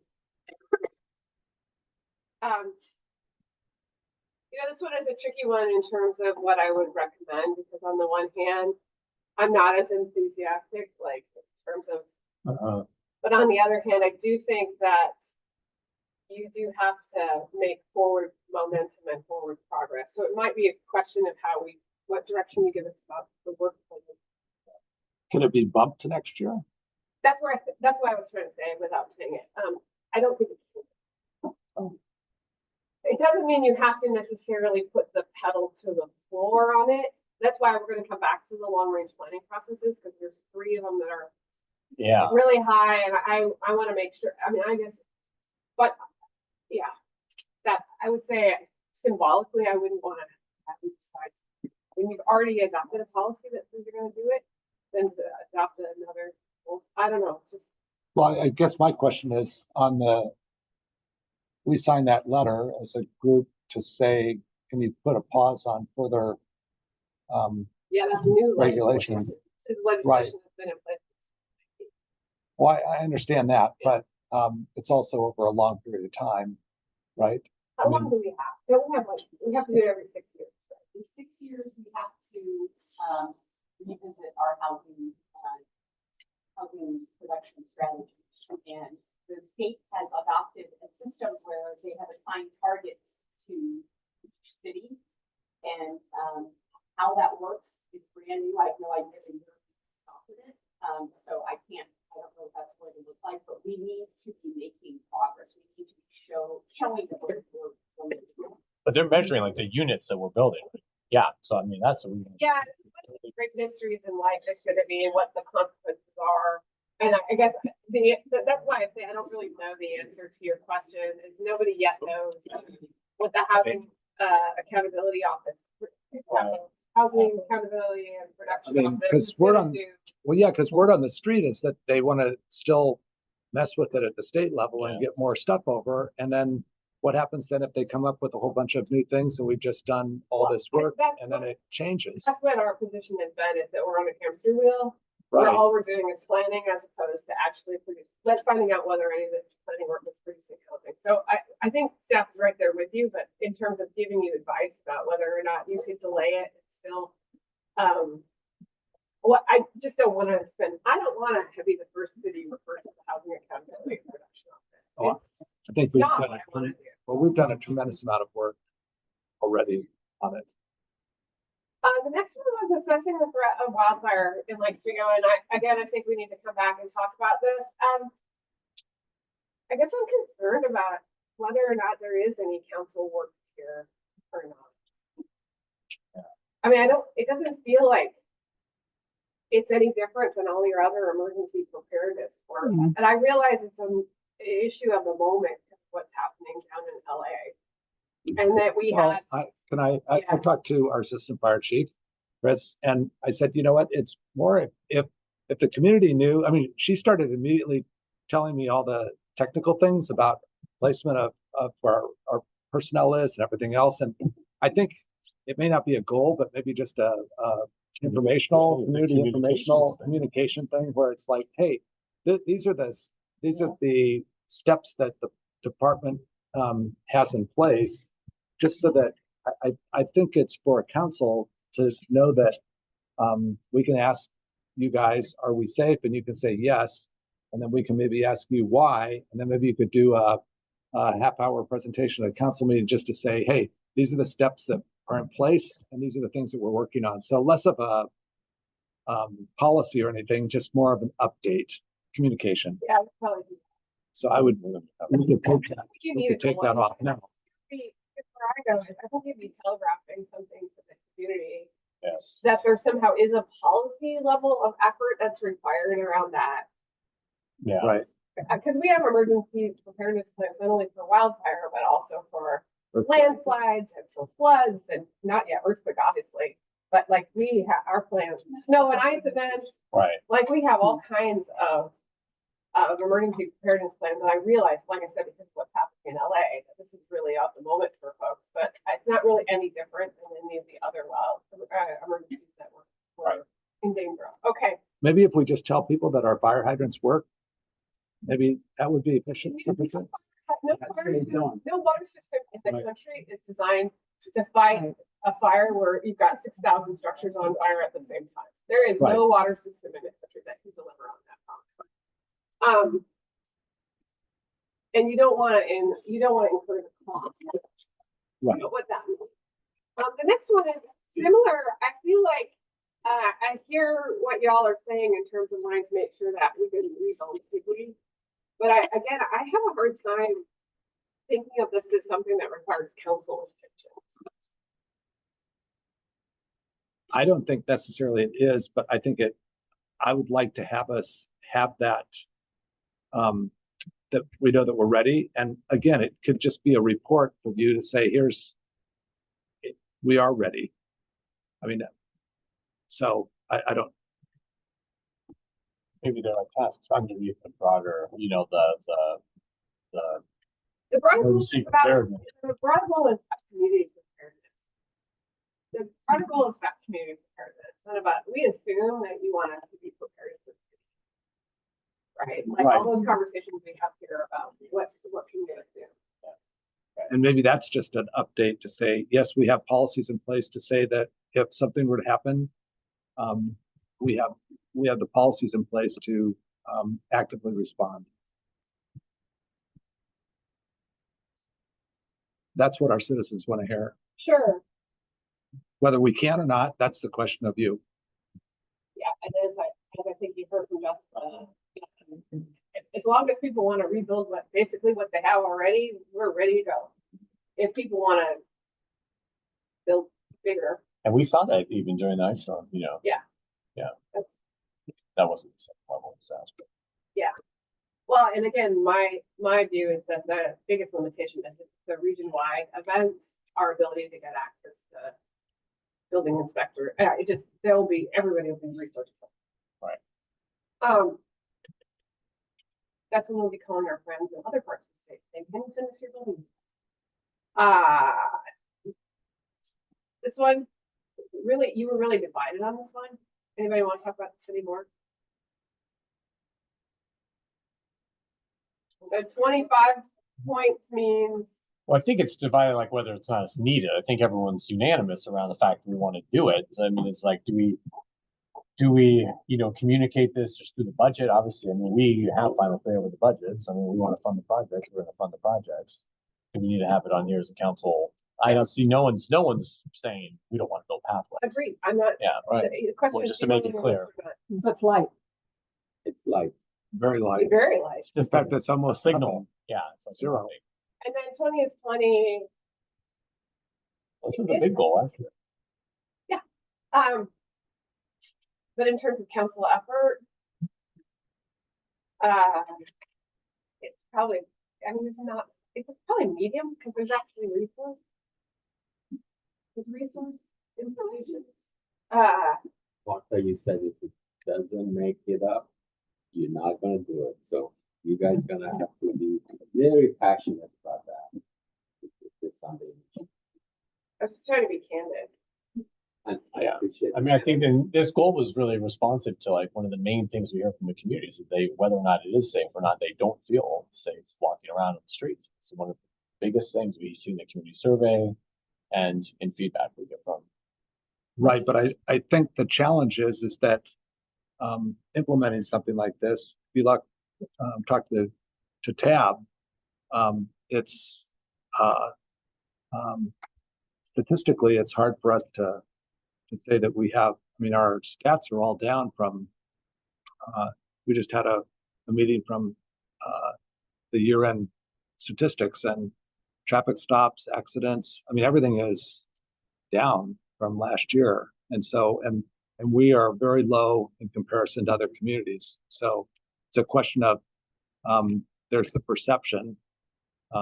Again, it's like the enforcement part. Will the police department be at every stop sign and every road, and the expectations? Of the police department, I won't say it, but maybe you can say it, won't change their capacity. It sends a signal to people that it's like the slowest you can go. Yeah, it's like we've got the slowest you can go. Right? The lower the speed limit means that people are gonna call in complaints and say that it's going a little bit faster. And so we'll continue to respond to those areas where we can. But much like you talked to mentioned earlier, we're gonna focus on a lot of the major arterials because that's where we actually see where those crashes are. You probably saw that in the app presentation as well. Right. A lot of those smaller streets, our stats don't justify the perception that's there. However, if you're walking outside the street and a car goes by even at 20, it feels very fast. That's just because we have a lot of streets in the city that everything is kind of compressed. We don't have sidewalks, especially, kind of over the area around there. If you're walking, that car goes by, even 15 will feel close, fast. Okay, so I'm not telling you guys what to do. I'm, I don't, like a medium, I would say, in terms of both council and. You should get the report from Tab, have the same presentation that Will Farley made to help make your decision, because I think it's fair. It's been on our list. And they can come back and say, here's the data, here's whatever, and then we can make a decision. I mean. Right. Okay, Right. so. I think we told the community we were going to do it, so I think we owe it to the community to explain why we're not going to do it. If we're not going to do it. So what I would like to do is go back up and remember I told you that we need to take at least 3 off. And I can do this one of two. Why don't I have you do it in the affirmative? Because it'll make us all feel better. We might have to make 2 passes on this. Carrie, will you keep track so I don't have to? Yeah. What we have to do.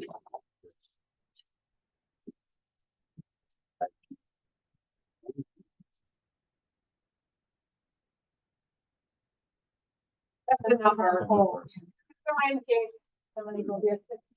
Now what happens, and we didn't talk about this before. Hey, look at that. I did not trip. What happens is at the beginning, you all write things. What happens is over time, it's not just this council now, it's all groups. You rank things higher at the beginning and then you start to realize. And so really one related to public safety, I always want to revisit because we always rank them really high because it's the beginning of the day. And then we need to come back and say, let's check against the stuff that otherwise gets dropped off. Does that help? So this is the ranking overall. So if you divide that by 6, it's what, 4.3? 4.6.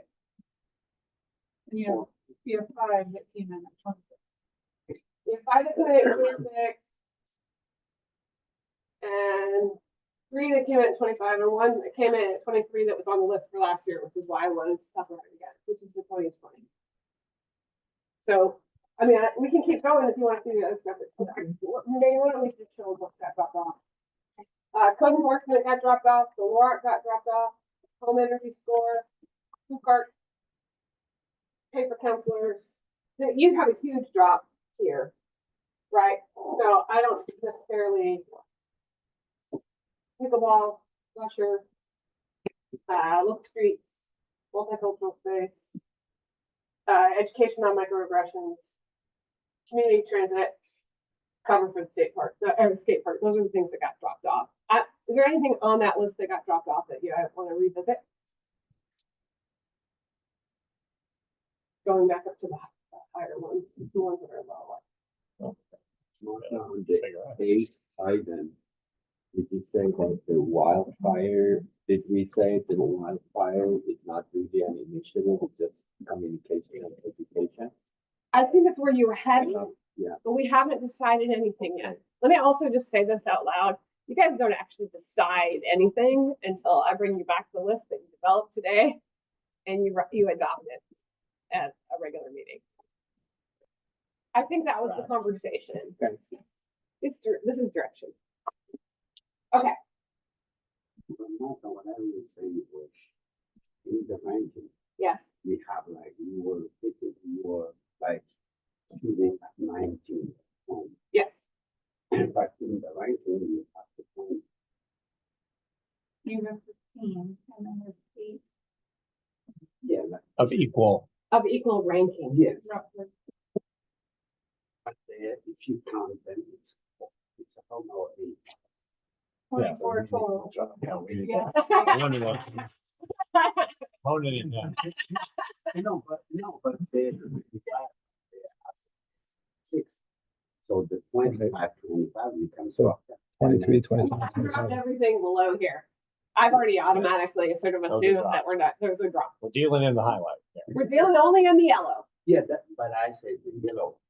Yeah. 26, at 26, stop at 20. If that's what you want, but No, what we've that's done what I'm here saying, is we've like taken that. 20 as plenty off. And so that, I Okay. want to make sure, I want to confirm No, that's the what we want to reason- do. The reason I'm saying that is we adopted that we need to take care of the leaf blowers and stuff, and they're in there. What if we come back and say we vote, oh no, now we take it off? But in the, what we have, the point, like the 26, stop at the 20, what we want. And they are all North Anchor, operational plan, implementing all those, they're in the 20. You could totally do that. I just didn't see No, a I'm big just difference saying. between 26 Yeah. and 25 in terms of ranking. Drop those things because we, you know what I mean? We already voted. You haven't voted. I'm going to say this again. You have not voted. Prioritizing. I'm for reprioritizing. The process will, I hear you, but hopefully end up there. But I also believe, Ms. N, I'm going to say what I said before, is earlier in the process, groups, not just this group, tend to rank things higher. And as you go down, you Yeah. get more refined in your ranking. And so the stuff that we did earlier in the morning is more likely to have a high score. So I wouldn't say it's not fair to not take another look. Yeah. I always like to reword my memo one Or more we time. get things like stormwater master plan, like make it better for next year. It's good, you know, I mean, you've given us additional information. Yes. Yeah. Yeah. Okay. Wait, so one other thing is, of these priorities that we're putting on all 20 of them, is there a choke point on the planning department that we need to move something out? That's the I'm gonna come question. back in a second and talk about long range planning, because I think if it were me, and I'm not an elected official, you guys are the elected, so I would pick all 3 of them, and then I would put foothills first, Mhm. and then I would put the code second, and then I would put the rest of it third. That would be what I would do. But I'm not you. You guys ran for office. Yeah. So I think that's. Implementation of the housing, I thought we said this is something we have to do. So do we really have an option to say, yep, this year we're not going to do it? yes, of course you have the option to say this year we're not gonna do it, But there are consequences. but there are consequences. Yes. Yeah, and we're not gonna not because we have 3 Yeah. different things. I mean, we're at least I mean, Foothills, yeah, I mean, So what I'm saying is that one is. Okay, in. let me propose a process, because I think the problem is that I'm gonna propose a process. I want you all to take these. And I want you to write down your top 4. Privately, quietly, without talking to anyone else. zoom in out. Well, I guess, So you want to see just it? enough to see the list. Okay, the first one is, That's too far. the second one is North Anchor, the third one is gas powered lawn equipment, the fourth one is stormwater, the fifth one is housing production strategy other. The next one is wildfire. The next one is codes for disasters. The next one is sidewalks and pathways, and the last one is 20 is plenty. I want you to write down your top 4. I gotta be able to see it. Can you just, well, can we just walk up? Please. For those in the audience, you have a.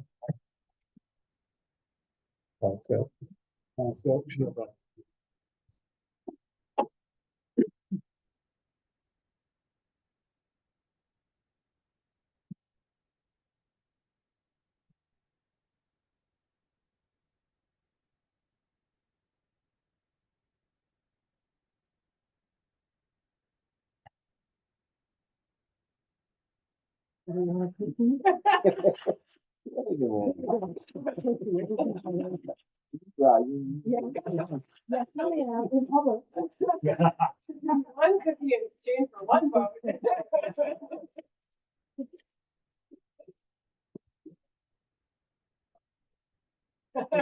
We beat you to it. One's going in the box. This one's being advertised. Oh, fucking delightful. These are the ones from, I think these are the ones. These are the CCCs. Mhm. I really, really like that. That's the elephant. Those are-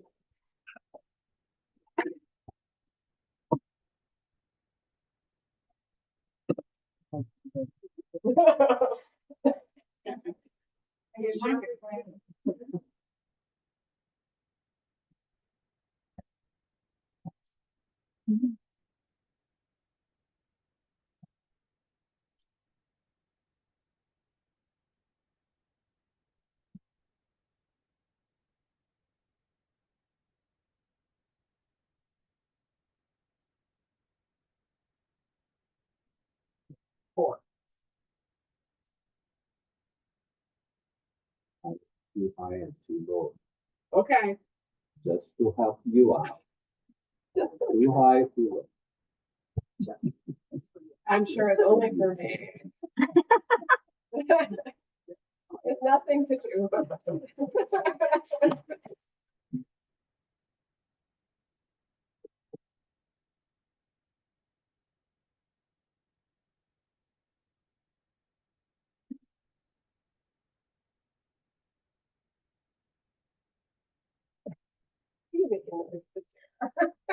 How are we gonna show them? Just, Yeah. let's wait. Okay. I'm gonna start- Patience, Joe. Let's go with Counselor Afghan since he's already got off. He was fast on the trigger. And what I'm gonna do is have you just read me your top 4. Hold on, and you gotta go slow. Okay? Housing, The housing, okay? sidewalk. 20 is plenty. Counselor Corrigan. North Anchor, What? GLPE, Hold on. housing. Sorry.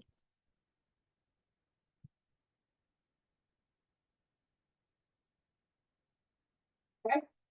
Housing and pathways. Okay. I did gas, storm, and this, the top 3 really were not in any order. Yeah, So, so- okay.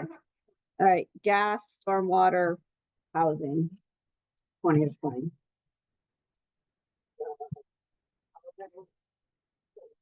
And for what it's worth, I was kind of also North Anchor was right up On the there. bubble? Yeah. Okay. So I'll come back. Counselor Wendland, are you ready? Go ahead, Mayor. Joe?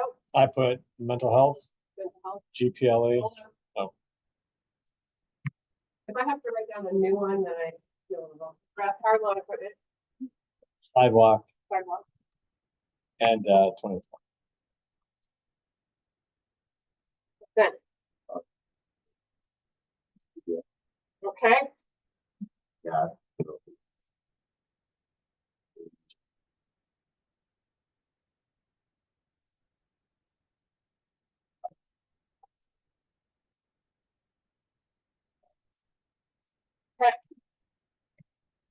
okay, your last.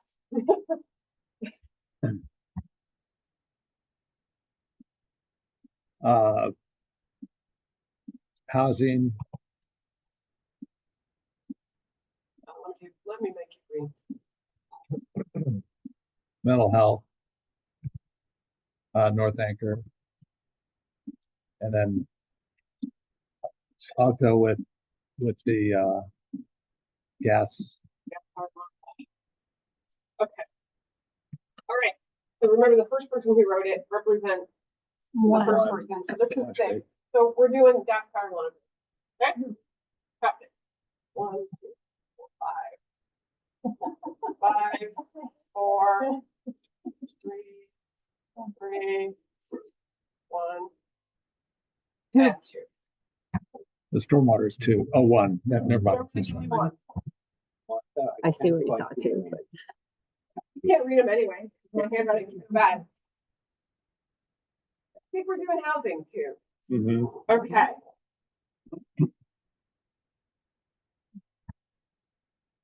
And I think we're doing sidewalks. Well, yeah. Four, We're doing it four, anyway. six. We're doing it anyway. So We're I mean, doing it anyway. like I mean, I think we're. it's like a waste of art. Yeah. That means other things are not on the list. The rest of it's not on the list yet. Okay. How many did I tell them they could have? 5. So they've got 3. So these are 2. Now, do you want to do that same process again? Yes. No. No. No. It's clear that delineation right there. Okay, but this is not a majority of you. Are you comfortable with that being the delineation? So adding 20 and 20. Which means we don't do stormwater and we don't do mental health this year. I think we should remove comments from the mental health. Sometimes we're voting. Okay. You're right. It's okay. We vote. I'm gonna do it. Okay, revote. So we vote with what? You also could stop. You could say, we're taking those 3 and we're not gonna worry about those things because we don't agree. That's the other thing you could do. Well, I Pushed it. well, You told us. so wait, how many We're filling up. That means 20 is 20, doesn't it? I mean, how many is that? 18 total. 18. So guys, let's revote. No, That's the process. 18 goals. You wanna Hold on a second. lobby? Let's let Trudy ask a question. Just so with regard to North Anchor, You got a contract. The main thing is right now we're very deliberate about making sure we drag those guys in front of you every quarter and we make sure we save time. And I mean, I guess this one is, as far as I'm concerned, we've got a contract. So we're, as a staff, going to implement the contract. It's actually both of these. Let me just say both of these for me are more about the symbolic action of the council than they are about the. Well, except one, if we don't put it on, it's Yeah. part of the work plan. North Anchor is not, we're not canceling the contract. Yeah.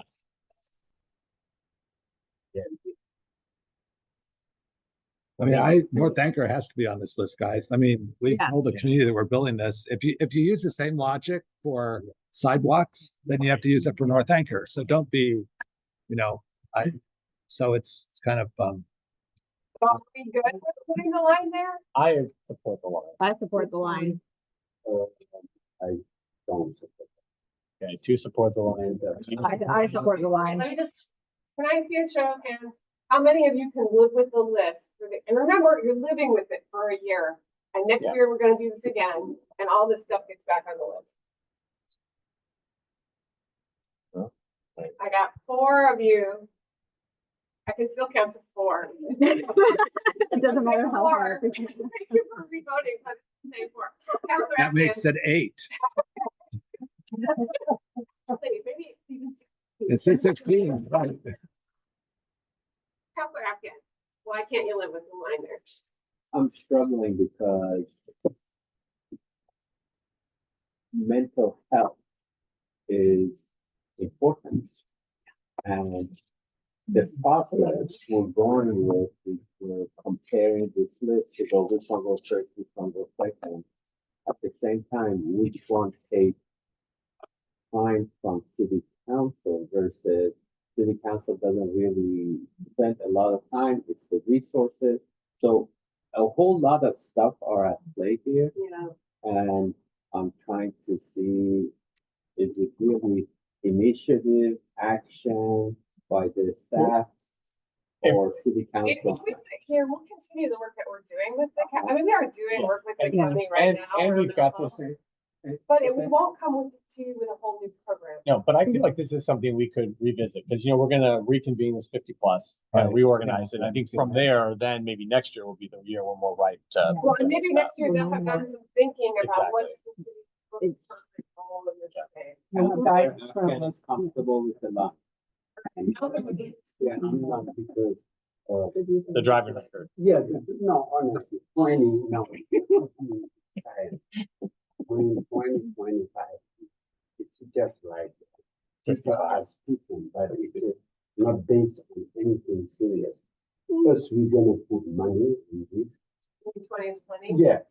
We're gonna Oh, it put costs money you- on this. No, Costs you yeah, a lot money of to because replace we all have the signs. Stuff and storm water. If I hear, like I used to hear Erica talking about how his explained how old is our infrastructure, and like storm water is something that we should consider, that like saying that we are serious. Combating climate change is part of this. Like we are doing. But I think what we heard is they're resourcing funds to do the plan, that there's not much this year to do. It's the same thing, but I honestly think mental health water come up with 20 is just politics. Oh, you're 20. Folks who are driving 30 on a plan, they're gonna continue to drive 30. No one can stop that. We're gonna do tickets for people like you for nothing. Yes. Yeah, no. No, we want to take your license away. It's only one. I don't. We won't stop. But it's not based on science. And No, it's not. So Yeah, when it then comes it's not. to you, It's when it comes emotional. to you, you're gonna vote against it. Oh, yeah. When it comes to you, you're gonna vote against it. Because I hear the rest of the council saying they wanna work on it. Okay.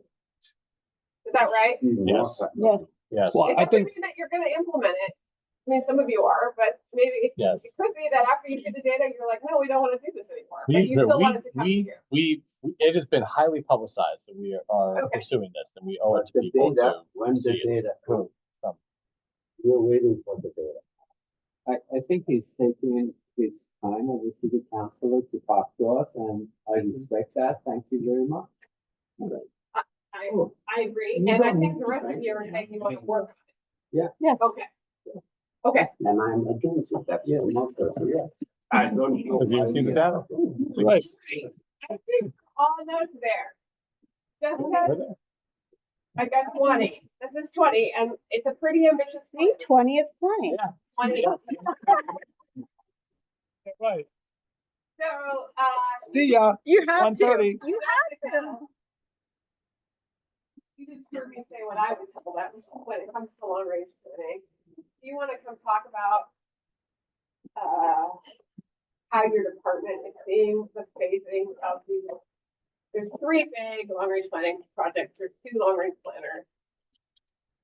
And eventually Foothills will come back to redevelopment, but the reality is that the initial stages need to be in the planning section of the community development department. So we want to talk about sort of how you guys are currently seeing the work plan briefly.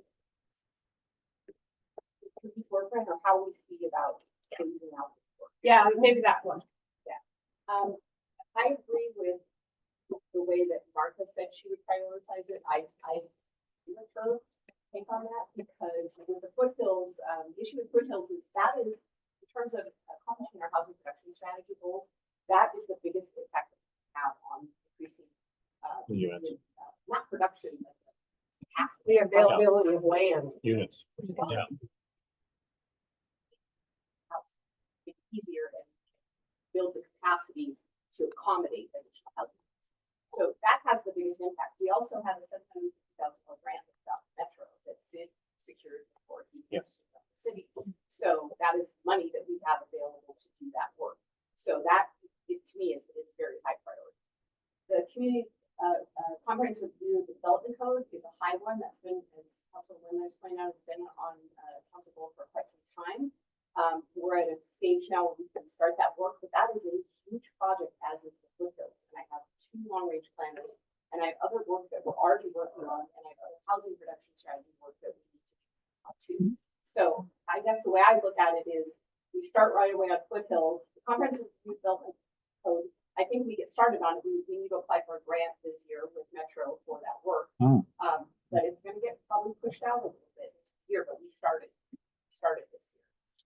And then as far as other housing production strategy work, some of it's low hanging fruit. The fair housing policy is something we've already started. So that shouldn't be too difficult. And there's 2 components to it. We're just doing the first part, which is just adopting the policy into our comprehensive plan. That's pretty minimal amount of work. And that will show that we're making some progress. The education part will come later. The rezoning portion isn't going to be a big undertaking. I see that as complementary work to the comprehensive review of the development code. That is also a spot where we can increase our capacity, which shows significant progress. So I think it is something that's important for the city to do. But that is just focusing on basically commercial and mixed use zones. So we're not going to be bringing in residential a whole other ball. So that I think that is the sort of third priority work that we would do. And then the low-income housing tax exemption program. I don't think there's a ton of work in that, but that is something that we can put off a little bit because we want to get started on this bigger initiative. So in terms of the phasing and the priorities, I really am more agree with what you said about. Okay, are y'all, I'm good. each of that. So when you see the work plans come back, you'll see them phased that way. You see us accelerating foothills at the beginning of the year, applying for a grant for the development code, so not probably kicking that project off until summer or fall in terms of the public portion of it. We'll be doing work, but we won't be doing the public work until after we've already launched foothills, because it's the same human who's going to be doing both of those projects. So what do you mean you're getting a grant for that? We're going to apply for a grant for Metro Debt so that we can hire a consultant to help us with that. Oh, okay. Right. If we can get So- $450,000 of development, and remember, this whole thing is done to meet our housing goals, right? We're doing the whole thing for that. And so that's what Memphis 2040 Planning and Development Grant Program is all about. Is how do you actually achieve your targeted goals? And that can be for Foothill and also the development grant code? for Foothills, we would go apply for a separate grant with development code. Okay, gotcha. I can just add, like, in terms of reporting, we do a housing needs analysis every 6 years, so we have some time, and that will tell us how we're doing in terms of meeting our housing needs. But we also have annual reporting we have to do to DLC on progress on our HPS. That's light reporting. We just need to kind of tell them, this is things we've started initiatives. We have a kind of a more comprehensive reporting we have to do after 3 years. So 3 years from now. What's that? 3 years from now, right? Correct. Yeah. So we need to make some are good going to be held progress. accountable for this. We do need to show that we're making progress. So the fact that we can't get everything we said we're going to get done in the first year is probably going to be okay. But yeah, the 3-year reporting is the hard line with it. I guess that's where capital comes in and that's their housing acceleration program. Well, they don't know what they're going to do yet either. And we won't be the only, to be fair, we won't be in the only jurisdiction in the boat of we're too ambitious in our housing production strategy in terms of our ability to pull it off. We will not be alone. Right. That we have every place I've ever worked, we got a work plan where the first 3 years of work, we were too optimistic about what we can actually do.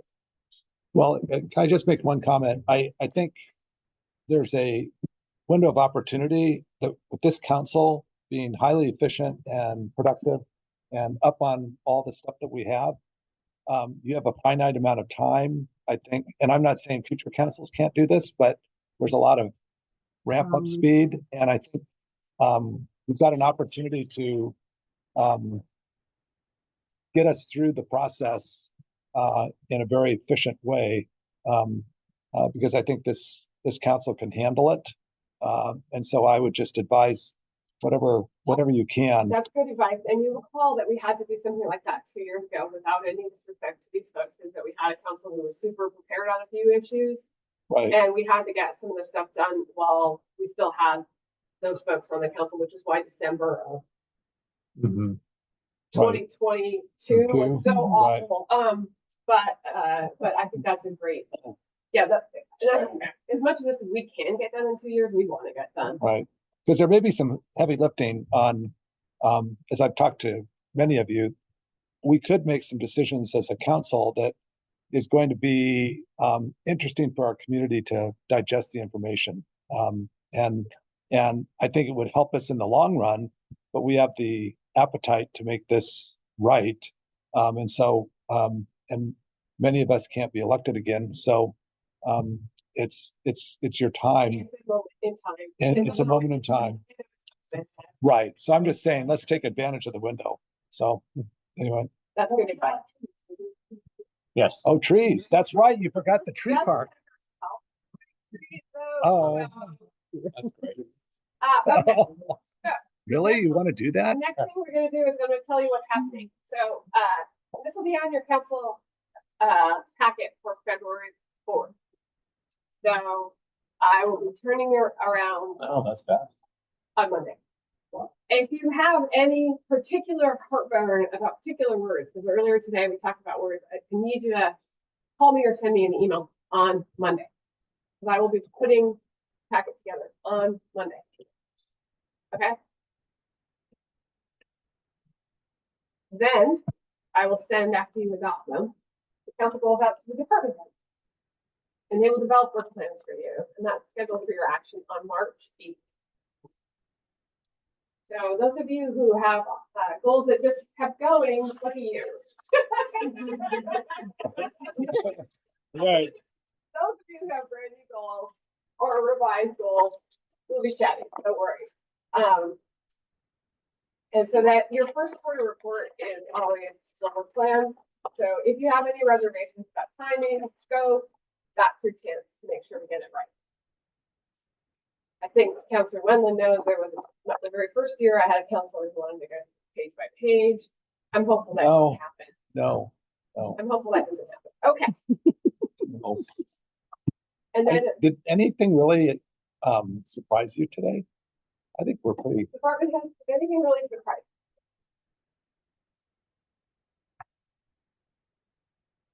Good.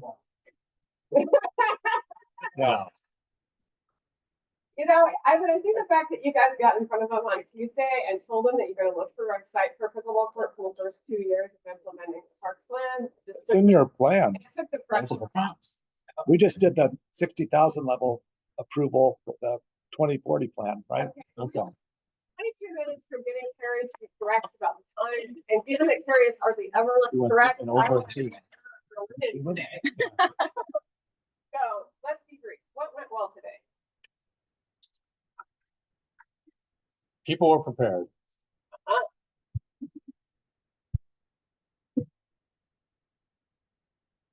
We're ahead of schedule. You're efficient. We're gonna facilitate it well. Yes. Thank you. Respectful dialogue about difficulty.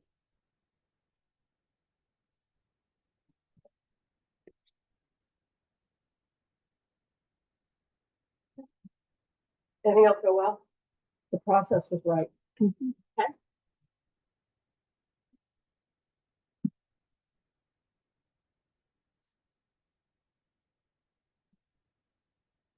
Okay. Anything else go well? You were well fed.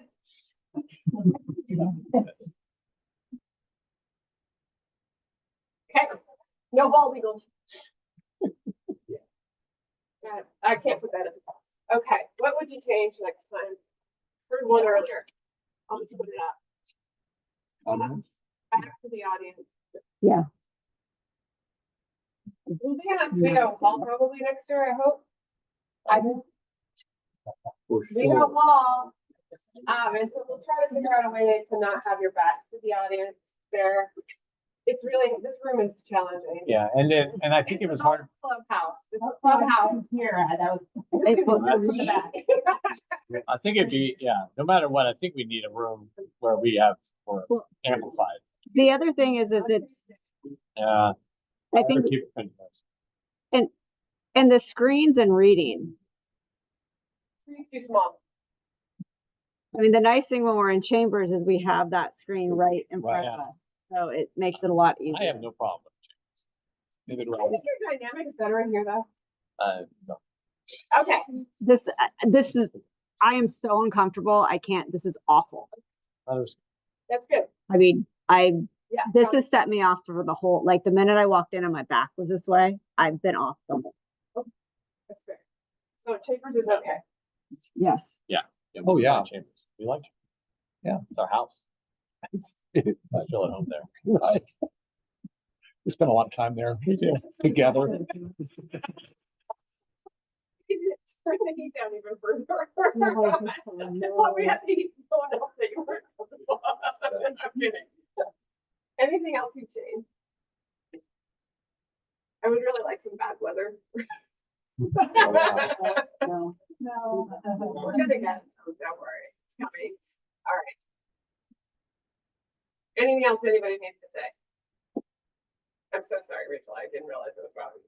Mhm.